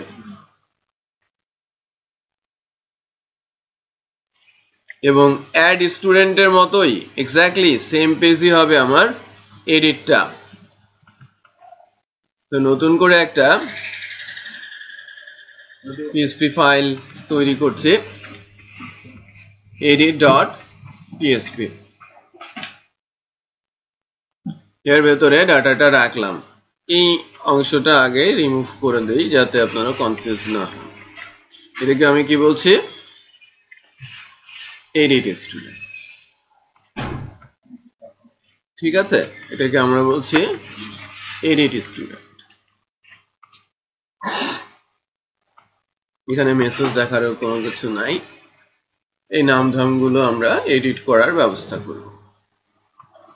সো আমি যখনই এডিট স্টুডেন্টের এই পেজটাতে প্রেস করব, এই লিঙ্কটাতে প্রেস করব, যে লাইক এডিট, একটু খেয়াল করেন এখানে আইডি হিসেবে কত গেছে, 1। কারণ আমি অ্যাড স্টুডেন্ট পেজটাকে কি কপি করে কিছু চেঞ্জ করলাম না। সো আমার টার্গেট কি 1 আইডি ধরে ডেটাবেস থেকে ডাটাগুলোকে তুলে এনে এই জায়গায় দেখাবো যে তোমার আগের ইনফরমেশন এটা ছিল, এখন তুমি চেঞ্জ করো। নাহলে কি আমি কনফিউজড হব না যদি এডিট করতে চাই? যে সাইটেই যান কোনো কিছু যদি এডিট করার স্কোপ আসে, সেখানে কি ব্ল্যাঙ্ক ফর্ম আসে নাকি আগের ডাটা আসে? আগের ডাটা আসে। তোমাকে আগের ডাটাটা তুলে দেখাতে হবে।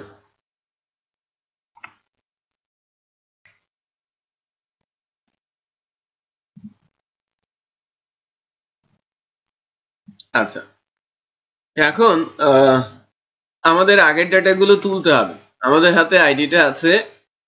ফার্স্টে আমি ক্লাসের সাথে রিকোয়ার করব ক্লাসের মধ্যে স্টুডেন্ট ক্লাসকে। তারপর একটা অবজেক্ট বানাবো, নিউ স্টুডেন্ট। দেন ওই অবজেক্ট ধরে আমি ওই স্টুডেন্টের ইনফরমেশনটা তুলে নিয়ে আসবো। স্টুডেন্ট ইনফো বা রেজাল্ট, আমি যদি বলি result equal st object select student by ID. আমি এখন স্টুডেন্টের ইনফরমেশন তুলবো, বাট আইডি দিয়ে। আইডিটা কোথায় আছে? ইউআরএল এ আছে না? দেখেন তো ইউআরএল এ আইডি আছে, রাইট? সো আইডিটা আমি ধরবো কিভাবে? গেট থেকে। ID equal dollar underscore get ইন্ডেক্সের নামটা কি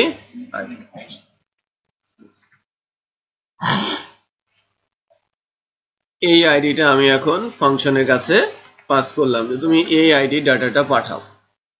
আচ্ছা, তো এই ফাংশনটা ডিফাইন করতে হবে কোথায়? সব ক্লাসে। সকল ফাংশনের ডেফিনেশন কোথায় যাচ্ছে? ক্লাসের ভেতরে। সো আমি এখান থেকে ডিফাইন করছি public function select student by I. এখন আমাকে সিলেক্ট করতে হবে, একটা এসকিউএল লিখতে হবে, সিলেক্ট স্টার ফ্রম টিবিএল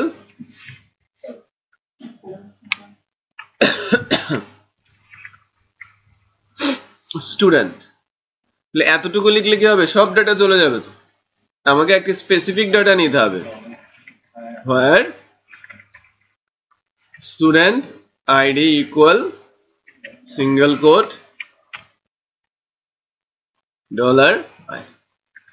এখন যে কোয়েরিটা লেখা হলো সেটা হচ্ছে যে আমি একটা স্পেসিফিক রো কে তুলতে চাচ্ছি। আইডি যখন 1 তখন ওর ভেতরে কয়টা ভ্যালু আছে? আইডি, নেম, ইমেল আর মোবাইল, রাইট? একটা রো। আমার যদি আইডি 2 তাহলে সেকেন্ড রো, 3 থার্ড রো, হ্যাঁ 5 ফিফথ রো। বোঝা যাচ্ছে? তার মানে এবার MySQL কোয়েরিটা যখন আমরা লিখবো বা চালাবো, যেহেতু সিলেকশন কোয়েরি আমাকে ডাটা পাঠাবে। ইনসার্ট আর ডিলিট কি ডাটা পাঠায়? সিলেক্ট কোয়েরি ডাটা পাঠায়। আচ্ছা, এখন যেটা পাঠাবে সেটা হচ্ছে কি রেজাল্টের মধ্যে কি আছে? Resource location. অলওয়েজ কি যখন কোয়েরি সিলেক্ট হয় সরাসরি কি ডাটা পাঠায়? কিছুক্ষণ আগেই তো বললাম ডাটা সিলেক্ট করার সময় সে সরাসরি কখনোই ডাটা পাঠায় না, ডাটা ইন্ডেক্সারে রেখে ওই রিসোর্স লোকেশনটা আমাদের কাছে পাঠিয়ে দেয়। সো রেজাল্টের মধ্যে কি আছে? Resource location. বাট ওখানে কয়টা রো আছে? একটা। ওকে, রিটার্ন করছি কি আমার রেজাল্ট। সো আমি রিটার্ন করলাম রেজাল্ট। এডিট পেজে গিয়ে এখান থেকে ধরলাম কি রেজাল্টটা। রেজাল্টের মধ্যে কি আছে? Resource location. এখানেও রিসোর্স লোকেশন 5ই দেখাবে। দেখেন কি দেখাচ্ছে? Resource ID 5। এই পার্টিকুলার ইউজার আইডি হচ্ছে রুট আর পাসওয়ার্ড কি ব্ল্যাঙ্ক। যখনই আপনি লোকাল মেশিনে কাজ করবেন এবং ইউজার আইডি রুট আর পাসওয়ার্ড ব্ল্যাঙ্ক দেবেন তখন রিসোর্স আইডি 5ই আসবে। কোনো কোনো মেশিনে 4 আসে, কোনো কোনো মেশিনে 6 আসে। এটা নির্ভর করে বিট সিস্টেমের উপরে। বাট ওটা নিয়ে আমাদের ওরিড হওয়ার কোনো কারণ নেই, ওইটা আমাদের কোনো কাজে আসবে না। আমরা শুধু যাই আসুক না কেন ফাংশনের কাছে পাস করব। ওটাকে আমার দেখার দরকার আছে যে কি আসলো না আসলো? দরকার নেই। এখন যেহেতু একটারও লুপ চালানোর কি দরকার আছে? দরকার নেই। সো আমি যেটা করি সেটা হচ্ছে স্টুডেন্ট ইনফো নামে একটা অ্যারেতে আমরা কি বলি MySQL face নামে বিল্ট ইন ফাংশনের কাছে রেজাল্টটা দিলে যে একটা রো আছে ওই রোটাকে কার মধ্যে দিয়ে দেবে? স্টুডেন্ট ইনফোতে। যেহেতু 4টা ভ্যালু দেবে তখন এটা কি হবে? অ্যারে। তো আমি আপাতত 3টা ইনফরমেশনকে ডিসপ্লে করাই। এই যে স্টুডেন্ট নেম এর ভ্যালুর মধ্যে আমরা যদি এভাবে বসাই PHP ইকো স্টুডেন্ট ইনফো, ইন্ডেক্সের নাম কি স্টুডেন্ট আন্ডারস্কোর নেম। আইডিটা তো পরে, হ্যাঁ আগে আমাদের বক্সের মধ্যে কি আছে? নেম। সো নেমটা এই বক্সে ডিসপ্লে করে কিনা একটু দেখি।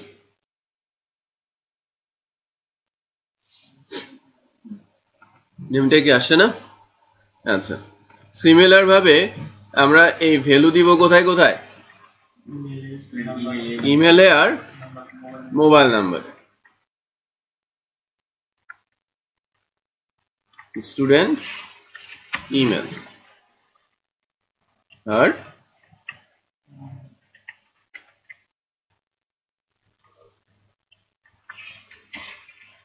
মোবাইল নম্বর।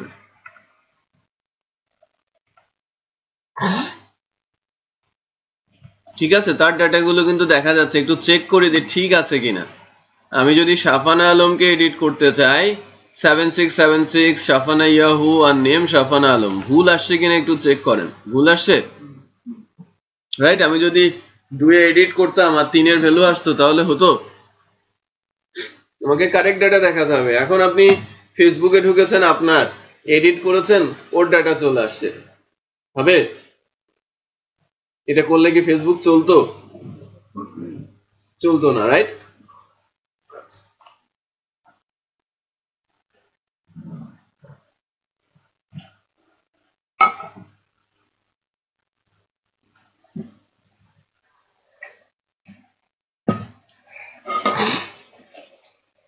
যখন আপডেটের ইস্যু, তখন কিন্তু আমরা সেভ দেখি না, তখন ওখানে বাটনটা থাকে কি আপডেট।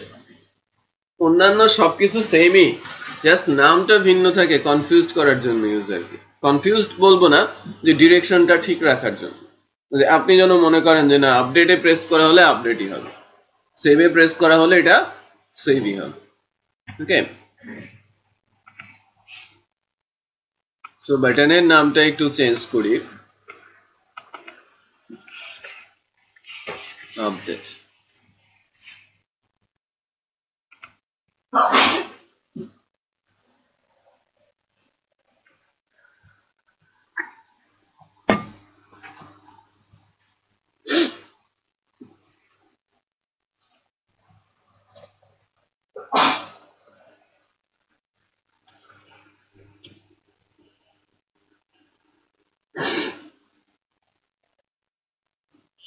এখন আমাদের আপডেটের কাজটা যখন করতে হবে, তখন আরেকটা কাজ দরকার আছে, যে আমি কোন রেকর্ডটাকে আপডেট করছি সেটা আমাকে আবার বলে দিতে হবে। যে আমি আপডেট প্রেস করলাম এবং সে ডেটাবেসের মধ্যে গিয়ে টেবিলে আমার 5টা ভ্যালু আছে, কোথায় আপডেট করবে, কোন রোতে আপডেট করবে, সেটা আমাকে বলে দিতে হবে না? যেহেতু আমি অলরেডি ইনসার্টেড, আমার তো নতুন করে রো ইনসার্ট হবে না, পুরনো রোতে কি হবে, আপডেট হবে, চেঞ্জ করে দেবে ভ্যালুগুলো। এর জন্য আইডিটা অত্যন্ত গুরুত্বপূর্ণ। আইডিটা আমাদের কাছে আছে না, এই যে ইউআরএল আছে। আবার 2 জায়গায় আছে, স্টুডেন্ট ইনফোর মধ্যেও আইডিটা আছে না, কারণ ওখানে তো 4টা ভ্যালু আসছে, রাইট? সো যে কোনো এক জায়গা থেকে ভ্যালু ধরে আমরা এই ফর্মের মধ্যে রেখে দিব, যে লাইক স্টুডেন্ট আইডিটা রেখে দিব, ডেটাবেসেরটাই নিলাম যাতে ভুল না হয়। কারণ স্টুডেন্ট আইডিটা যদি আমরা রেখে দেই, কিন্তু দেখা যাবে যে আইডি কত, বাট এটা যদি কেউ এডিট করতে চায় তাহলে তো গন্ডগোল হয়ে যাবে। এবং আমরা যখন এডিট করি তখন কি দেখতে পাই যে আমাদের আইডি কত, আমাদের নাম্বার কত? এটা হিডেন, হিডেন করে রাখা হয় সিকিউরিটির জন্য। এর জন্য যেটা করা হয় সেটা হচ্ছে HTML এর হিডেন ইউজ করলে এটা আর দেখা যাবে না। হ্যাঁ, তাই বলে কি এটা সিকিউর হয়ে গেছে?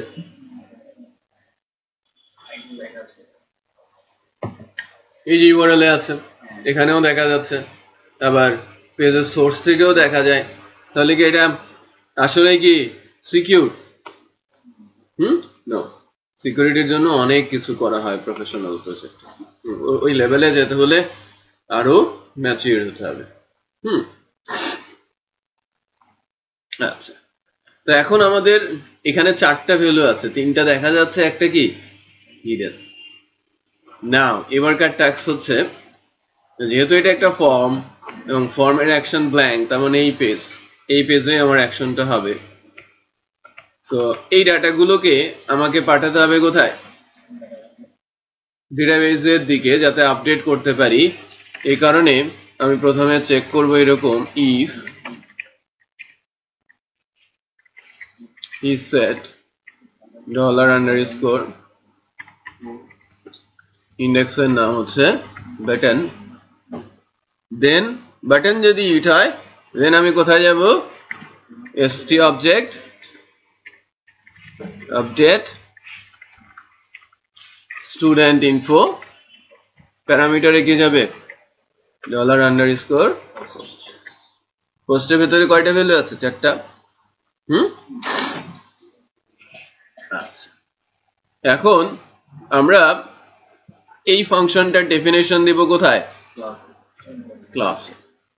আমার যে স্টুডেন্ট নামে ক্লাস আছে, ক্লাসে যাচ্ছি, public function update student info.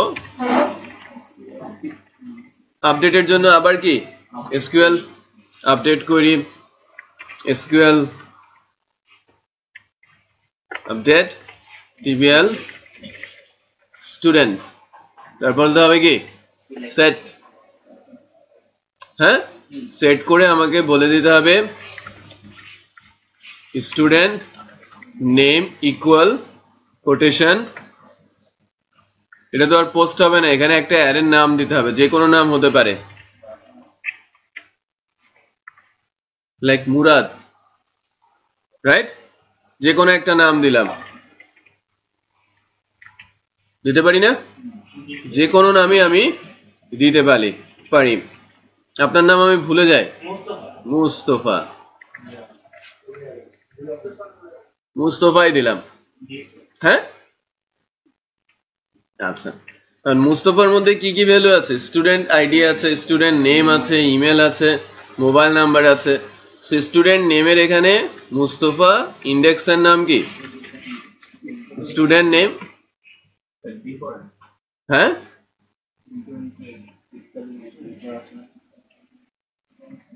Student name,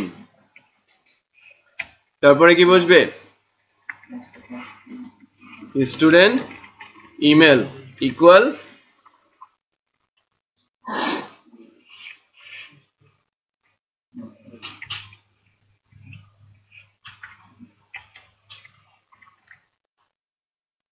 আচ্ছা, মুস্তফা এবং মুস্তাফা কোনটা? এবার ঠিক আছে?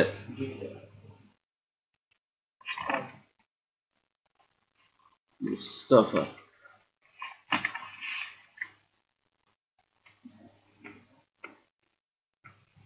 মুস্তফার ইন্ডেক্সটা হচ্ছে স্টুডেন্ট ইমেল, আর পরেরটা হচ্ছে mobile number equal quotation dollar Mustafa, index হচ্ছে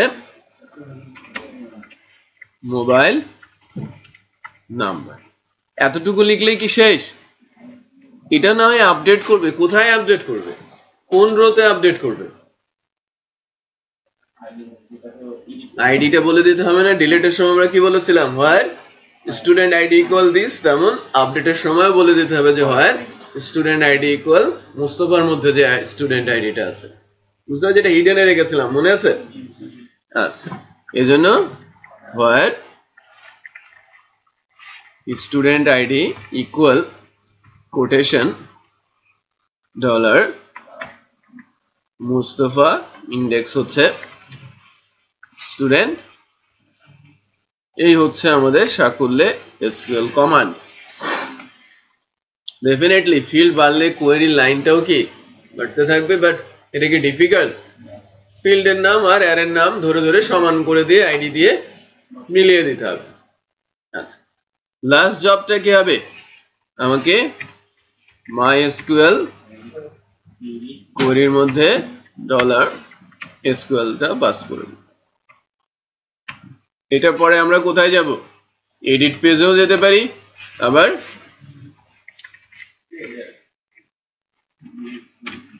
এটা রিডিরেকশন লোকেশনটা বলে দিতে পারি কি ভিউ স্টুডেন্ট ডট, ওই যে যেখান থেকে এডিটে প্রেস করে এডিট আসছিলাম না, সেখানে ফেরত যেতে চাচ্ছি।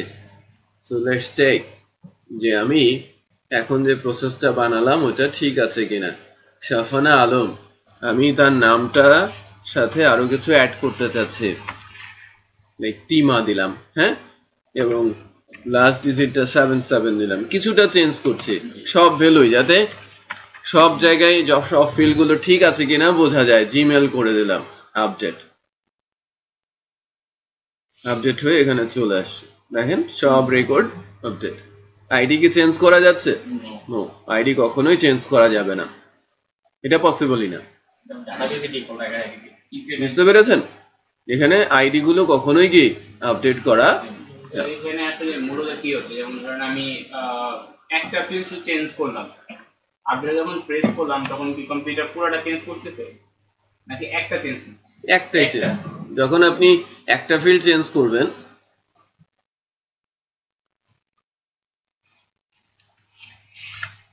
মানে একটা ফিল্ডই আপডেট হবে।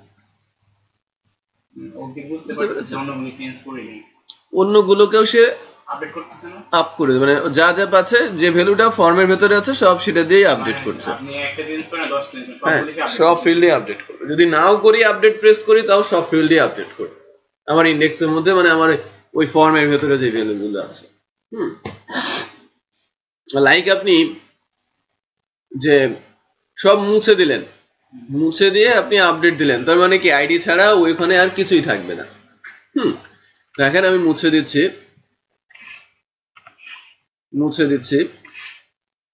মোবাইল নাম্বারও মুছে দিলাম, দেন আপডেট, আপডেট হয়ে গেছে, আইডি ছাড়া সব ব্ল্যাঙ্ক হয়ে গেছে।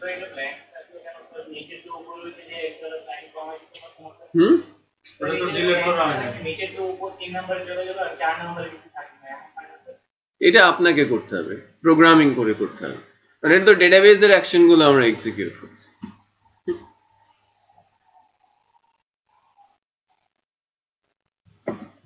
অনেকেই চেহারা দেখে মনে হচ্ছে হতাশ। যেমন আপনি আইডি যখন ডিলিট করতেছেন, যখন ওই আইডি একদম চলে যাচ্ছে, আর জীবন আসতেছে না, ওগুলো কি আবার চেঞ্জ করা যায়? না, সিকোয়েন্স না, পারবেন না। সিকোয়েন্স হলো সেটা বলো, অন্য আইডি উৎপন্ন হবে, মানে তৈরি হয় ডাটাবেসে।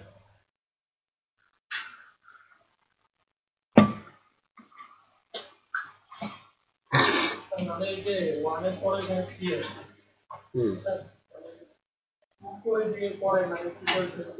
ডেটাবেজের সিকোয়েন্স কখনোই হয় না, বাট আপনি এখানে দেখাতে পারেন। আপনি তখন এটাকে স্টুডেন্ট আইডি বলবেন না, এটাকে বলবেন সিরিয়াল নাম্বার। হয়তো এটা দেখলে কনফিউজড হবে, সো এই ধরনের ফিল্ড রাখাই হয় না, জাস্ট প্রোগ্রামিং এর জন্য, আপনাদের শেখানোর জন্য দেখানো হচ্ছে, রাইট? আপনারা রেগুলার হয়তো যদি কোনো লিস্ট দেখেন, সেখানে সিরিয়াল নাম্বার দেখেন, আইডি থাকে না। সিরিয়াল নাম্বার আপনি লুপের আই ইনক্রিমেন্ট করে আয়ের ভ্যালু এখানে প্রিন্ট করে দিলেই তো হয়, এক্সট্রা কিছু লাগবে না, অটোমেটিকই হবে। বুঝতে পেরেছেন?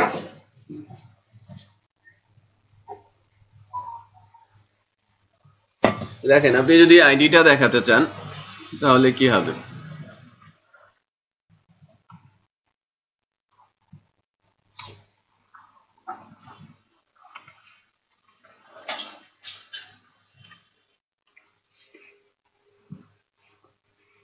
Serial number.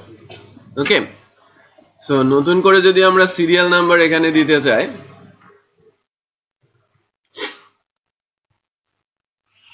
আমি যদি এখানে 1 দেই, তাহলে সবগুলোতে কি আসবে? 1। সিরিয়াল নাম্বার কত আসে? 1। আচ্ছা, এবার যদি এটা একটু আমরা স্মার্ট প্রসেসে যাই, আয়ের ভ্যালু কত হবে? 1। আর যখন এটা ঘুরে চলে যাবে, তখন এখানে বলবো কি আয়ের ভ্যালু 1 করে বাড়াও, রিপিট হলে আয়ের ভ্যালু 1 করে বেড়ে যাবে। সো এখানে আর 1 না লিখে আমি কি লিখবো? Echo $i। তখন আমার সিরিয়াল নাম্বার অটোমেটিক আসতে থাকবে। এটা কি আমার ডেটাবেজের আইডি,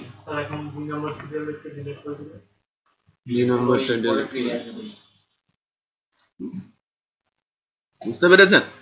আমার এই আইডিতে কোনো হেরফের হবে না, এটা তো জাস্ট আইডি, আয়ের ভ্যালু।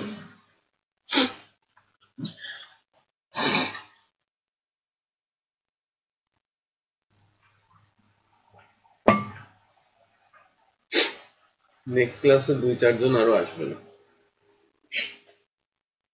মানে ফ্রেমওয়ার্ক শুরু করতে করতে 75% নাই। এখানকার স্টুডেন্ট টোটাল 18 জন, মিল্টন 18 জন, 19 জন মিল্টন সহ।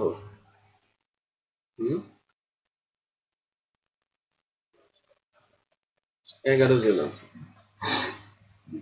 12 জন আছে আপনাকে বাদ দিয়ে, 6 জন নাই। আপনারা কি 15 জন না? 9 জন, আপনাদেরই 6 জন নেই। আরেকজন আছে জো বাইরের ইব্রাহিম, উইথড্র করেছে। মতিঝিলের ওই ছেলেটা কোথায়?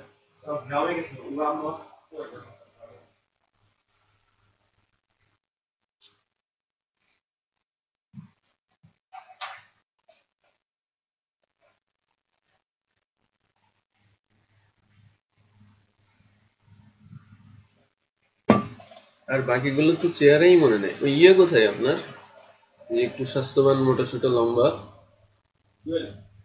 জুয়েল না, কি আলী না কি জানো না? অলি ঘুরতে গেছে, কলা নিয়ে আসতে বলবেন, ফোন দিয়ে বলেন যে স্যার কলা নিয়ে আসতে হবে। ঠিক আছে? হ্যাঁ, সব মা, ছোট ছোট কলা পাওয়া যায় বান্দরবনে, আপনি এক বসায় এক ছড়ি খেয়ে নিতে পারেন। বাসার সামনেই বসে? আপনার বাড়ি বান্দরবান? আচ্ছা, আপনি পার্সেল পাঠাতে পারেন প্রতি সপ্তাহে একটা একটা করে। বান্দরবান কোথায়? মেইন টাউনে, চেয়ারম্যান পাড়া গিয়েছিলাম। সেনানিবাস থেকে কোন দিকে?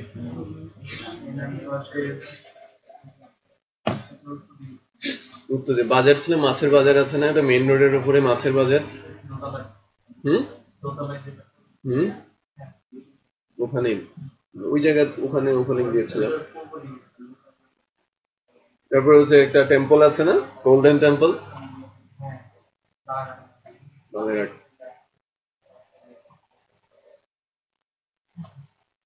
কিন্তু নীলগিরি তাহলে হেঁটেই চলে যান,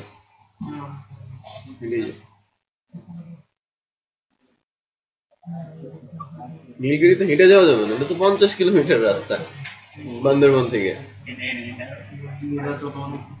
নীলাচলে তো যাওয়া যায়, নীলাচল তো শহরের মধ্যেই, শহরের মধ্যে পড়ে না নীলাচল? হ্যাঁ, নীলাচল হচ্ছে শহরের মধ্যে, নীলগিরি হচ্ছে পাহাড়ের উপরে, 50 কিলোমিটার দূরে বান্দরবান।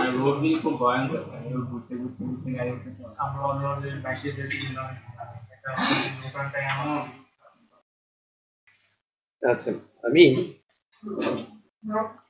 কোডটাকে তুলে দিচ্ছি নতুন করে আবার।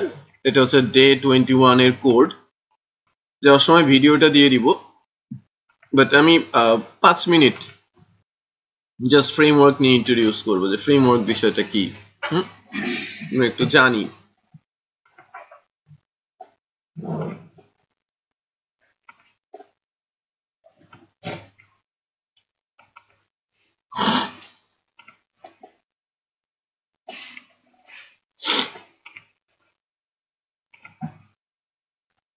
দিয়েছে। সো বেসিক্যালি ফ্রেমওয়ার্কটা হচ্ছে কিছু কোড এর সমন্বয়ে তৈরি একটা স্ট্রাকচার, প্রোগ্রামিং বা প্রজেক্ট, পিএসপি তে প্রজেক্ট তৈরি করার একটা স্ট্রাকচার, যেখানে আপনি যদি কোড লিখতে যান তাহলে object oriented process definitely follow করতে হবে, এবং যে ডিজাইন প্যাটার্নটা আছে, বললাম না একটা স্ট্রাকচার, ওই স্ট্রাকচার অনুযায়ী আপনাকে কোড লিখতে হবে। অবজেক্ট ওরিয়েন্টেড এর রুলসও মানতে হবে এবং তাদের স্ট্রাকচার গুলো আপনাকে ফলো করতে হবে। স্ট্রাকচার কেন? পিএসপি স্ট্রাকচার প্রোগ্রামিং ল্যাঙ্গুয়েজ না, যেমন জাভা, সি প্লাস প্লাস, এরা কি স্ট্রাকচার্ড প্রোগ্রামিং ল্যাঙ্গুয়েজ, তাদের মানে জন্মলগ্ন থেকেই কি স্ট্রাকচার্ড। একদম বলতে পারেন যে ওখানে আপনি রুলস রেগুলেশন ছাড়া কোনো কিছুই করতে পারবেন না। বাট পিএসপি তে ইচ্ছে মতো কাজ করা যায়। আপনি একই এক্সাম্পল 100 ভাবে করতে পারেন, 100টা নাম দিয়ে 100 রকম ভাবে আপনি ইচ্ছে মতো করতে পারেন। সো আমি ডাটা যেটা সেভ করলাম যে প্রসেসে, আপনি হচ্ছে ভিন্ন প্রসেসও ডাটা সেভ, ডাটা তোলা, এডিট, ডিলিট সবই করতে পারেন। এখানে কোনো ডিফাইন স্ট্রাকচার নেই, এর জন্য এটাকে স্ক্রিপ্টিং ল্যাঙ্গুয়েজ বলা হয় পিএসপি। বাট পিএসপি যখন বাণিজ্যিকভাবে 99-এ প্রচলন শুরু করে, ওদের মূল গোল ছিল কি প্রোগ্রামিংটাকে ইজি করা এবং অ্যাপ্লিকেশনটাকে ফাস্টার করা। প্রোগ্রামিংটাকে ইজি করা এবং অ্যাপ্লিকেশনকে ফাস্টার করা। সো মনে করেন যে কোনো একটা কাঠামো রয়েছে, একটা নির্দিষ্ট কাঠামো রয়েছে এবং কাঠামো অনুযায়ী আমাকে চলতে হবে। মনে করেন আমি সরকারি কোনো একটা নির্দেশ পাঠাতে চাচ্ছি, একমাত্র প্রধানমন্ত্রী সরাসরি নির্দেশ দিতে পারে, তার পদাধিকার বলে সরাসরি একদম প্রশাসক যিনি একদম বলতে পারেন যে একদম রুট লেভেলের যে প্রশাসক রয়েছেন, যে কোনো একজন ইউনিয়নের কোন একজন প্রশাসক অথবা জনপ্রতিনিধিকে তিনি কোনো নির্দেশ দেবেন, সরাসরি সেটা দিতে পারেন। যেভাবেই হোক, ফোনে হোক বা অন্য যে কোনো ভাবে সে এটা করতে পারে না, অন্য কেউ সেটা কিন্তু করতে পারে না সরকারি কাঠামোর মধ্যে থেকে। যদি মন্ত্রী হতে হয়, নির্দেশ দিতে হলে তাকে কি করতে হবে? চিঠি পাঠাতে হবে। চিঠিটা মন্ত্রণালয়, এটাকে সচিবালয় আমরা বলি, সচিবালয় থেকে ডিভিশনাল হেডকোয়ার্টারে যাবে, ফার্স্টে ডিভিশন থেকে জেলা হেডকোয়ার্টারে যাবে, জেলা থেকে ওটাকে পাঠানো হবে উপজেলাতে, উপজেলা পাঠাবে ইউনিয়নকে, ইউনিয়ন প্রতিনিধি যিনি তার কাছে সেটা পৌঁছবে। তখন যদি 2 দিন করেও লাগে, 10 দিন। যেটা বোঝা যাচ্ছে? কারণ এটা স্ট্রাকচার্ড, ইনস্ট্রাকশন গুলো স্ট্রাকচার প্রসেসেই যাচ্ছে। বাট এটা যদি কোনো প্রাইভেট অর্গানাইজেশনের ইনস্ট্রাকশন হয়, কোনো শাখা প্রশাখা নেই, সরাসরি থ্রো করা হচ্ছে, কোনো স্ট্রাকচার নেই, সে সরাসরি ইনস্ট্রাকশনটা এক জায়গা থেকে আরেকটা জায়গায় পাঠিয়ে দিতে পারছে, কোনো টাইমের লস নেই এখানে, খুব দ্রুত সেটা এক্সিকিউট হচ্ছে। বাট একটা প্রাইভেট অর্গানাইজেশনকে ধ্বংস করা যতটা সহজ, সরকারি কাঠামোকে ধ্বংস করা তার চেয়েও বড় কঠিন। যেন স্ট্রাকচার যে প্রোগ্রামিং ল্যাঙ্গুয়েজ গুলো, সেটার মানে বলতে পারেন এস যেটাকে বলা হয়, যে ডেভেলপমেন্ট এস, সফটওয়্যারের এস বা সফটওয়্যারের বলতে পারেন যে লাইফ টাইম, এটা অনেক বেশি। কারণ ওই স্ট্রাকচার যেহেতু একটা ডিফাইন স্ট্রাকচার, এবং কার কি কাজ সেটাকে নির্ধারণ করা, যেটা বোঝা যাচ্ছে যে আমি যখন চেয়ারম্যান, আমার কাজ নির্ধারণ করা, আমি যখন এমপি, আমার কাজ নির্দিষ্ট করা আছে, বিষয়টা বোঝা যাচ্ছে? ঠিক তেমন একটা সিট থেকে আরেক সিটে একজনকে যদি বসিয়ে দেওয়া হয়, সোয়াপ করানো হয়, সোয়াপ বলতে যদি আমি চেঞ্জ করাই অথবা আরেকজনকে বাদ দিয়ে নতুন লোককে এনে বসাই, ওখানে কোনো প্রবলেম হবে? ওই অবকাঠামো কি ভেঙে যাবে? ভেঙে যাবে না। বাট আমি একা 500 জনকে আমি চালাচ্ছি, একদিন আমি আসি নাই, 500 জন কি বসে থাকবে না? বোঝা যাচ্ছে? অথবা আমার আন্ডারে 5 জন লোক আছে যারা আরো 500 জনকে দেখে, টোটাল এমপ্লয়ির সংখ্যা 106 জন, আমি একজন, 5 ডিপার্টমেন্টের 5টা হেড এবং প্রত্যেকটা ডিপার্টমেন্টে 100 জন করে আছে। টোটাল লোক সংখ্যা কত কোম্পানিতে? 506 জন। এখন ওই টপ লেভেলে 5 জনের মধ্যে একজন আসে নাই, কারণ আমার ইনস্ট্রাকশনটা ওই 100 জনের কাছে কে পৌঁছবে? কারণ ওই একজনই জানতো যে কিভাবে তাদেরকে ইনস্ট্রাকশন দিতে হয়। মনে করেন 5 জন লোক কোড লিখছে এবং যে যার স্টাইলে কোড লিখছে, একজন অসুস্থ হয়ে গেল 7 দিনের জন্য, ওই জায়গায় কে কাজ করবে? যদি কেউ বসেও নতুন, বুঝতে পারবে তার কোড? যদি বোঝেও যে সময়ে এই কাজটা শেষ হওয়ার কথা ছিল, ওই সময় শেষ হবে? আর এটা যখন আস্তে আস্তে করে বড় হতে থাকবে, কোনো একটা সময় কি এটা ম্যানেজ করা সম্ভব হবে? লিমিটেশন হচ্ছে র কোডিং এ। এই যে আমরা যে প্রসেসটা দেখছি, এর হচ্ছে সবচেয়ে বড় লিমিটেশন, যে কোনো প্রপার স্ট্রাকচার না থাকার কারণে সেটা ভঙ্গুর অবস্থায় থাকে, অলওয়েজ যে কোনো সময় ভেঙে পড়তে পারে, রাইট? আর যখন একটা ডিফাইন স্ট্রাকচার থাকে, ওইটা ভাঙাটা খুবই কঠিন, এটা পসিবলই না। এবং ডেভেলপমেন্টটা অনেক ফাস্টার বলতে যে লাইক চেঞ্জ করা হচ্ছে লোক, বাট আমার প্রজেক্টের উপরে কোনো ইম্প্যাক্ট আসছে না।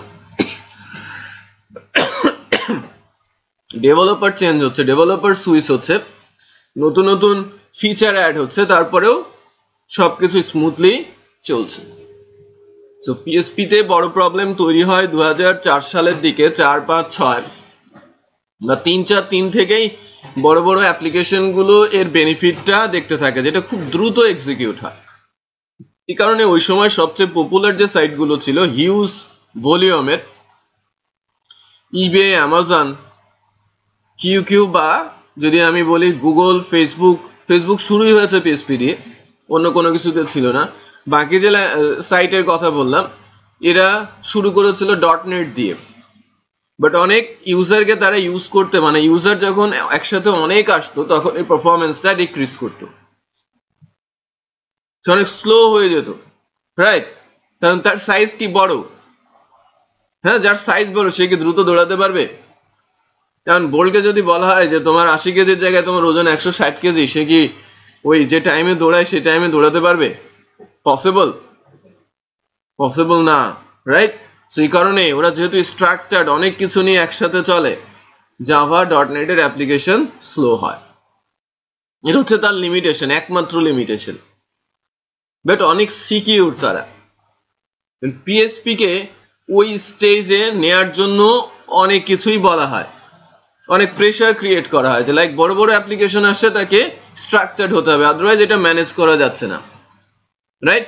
সো বড় বড় কোম্পানি প্রেসার সত্ত্বেও তারা ওই তাদের যে অবস্থানটা, শুরুর অবস্থানটা, যে না আমি স্ট্রাকচার্ড হব না, যদি আমি স্ট্রাকচার্ড করি ডেফিনেটলি করা সম্ভব। তারা কি পারবে না? তারা বোঝে না ল্যাঙ্গুয়েজ কিভাবে স্ট্রাকচার করতে হয়, বোঝে, বাট না করার মূল কারণ কি? তাদের মূল গোল কি? ফাস্টার, সেটা আর থাকবে না। এই কারণে তারা নিজের উদ্যোগে এটাকে স্ট্রাকচার করে নাই। এই দায়িত্বটা তখন নেয় কি বড় বড় জায়ান্টরা, যখন বড় বড় অ্যাপ্লিকেশন বানিয়ে বসে পড়েছে, দেখা যায় স্ট্রাকচার না, পরে এটাকে ম্যানেজ করাই কঠিন হয়ে যাচ্ছে, আর নিজেরাই ইনভেস্ট করেছে। বড় বড় কোম্পানিকে বলেছে যে তোমরা একটা স্ট্রাকচার প্রসেস বানাও পিএসপি তে, 2005 এর কথা। তো 2005 এর শেষ দিকে কিছু পিএসপি ফ্রেমওয়ার্ক ইন্ট্রোডিউস হয়, জেন্ট, কেক, কোডিগনেটর। ওই সময়ে 2012 পর্যন্ত সবচেয়ে জনপ্রিয় ছিল কি? কোডিগনেটর। 14 পর্যন্ত জনপ্রিয় ছিল কি? কোডিগনেটর। বাট 14 এর পর থেকে ল্যারাভেল জনপ্রিয়তাটা পেতে শুরু করে নতুন ফ্রেমওয়ার্ক হিসেবে।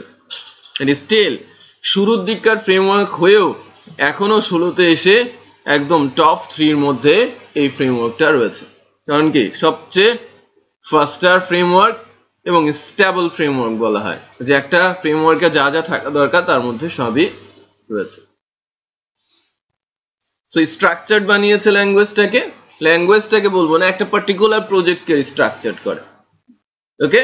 এবং দ্বিতীয় হেল্প যেটা করে সেটা হচ্ছে যে বেশ কিছু কাজ করে দেয়া আছে, যাতে আপনি এটাকে ইউজ করে খুব দ্রুত সময়ের মধ্যে আপনার যে পারপাস সেটা সার্ভ করতে পারেন, আপনার যে প্রজেক্টের কাজ সেটা আপনি শেষ করতে পারেন।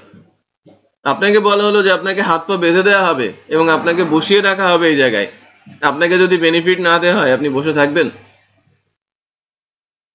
আপনাকে বলা হলো যে চাকরি করেন 9টা থেকে 9টা, বলে যে আমি স্যালারি দিব না, আপনি জয়েন করবেন? করবেন না তো। সো আপনাকে বেনিফিট দিতে হবে, কাজ করাবেন, বেনিফিট দেয়া হবে না, তাহলে কি হবে? তো যেহেতু আমাকে স্ট্রাকচার্ড করছে, আমার হাত পা বেঁধে দিচ্ছে ডেভেলপারদের, সেই কারণে কিছু বেনিফিটও দিয়েছে, যে আমি কিছু কাজ করে রেখেছি, তুমি সেটা ইউজ করে তোমার কাজটাকে সহজ করতে পারো।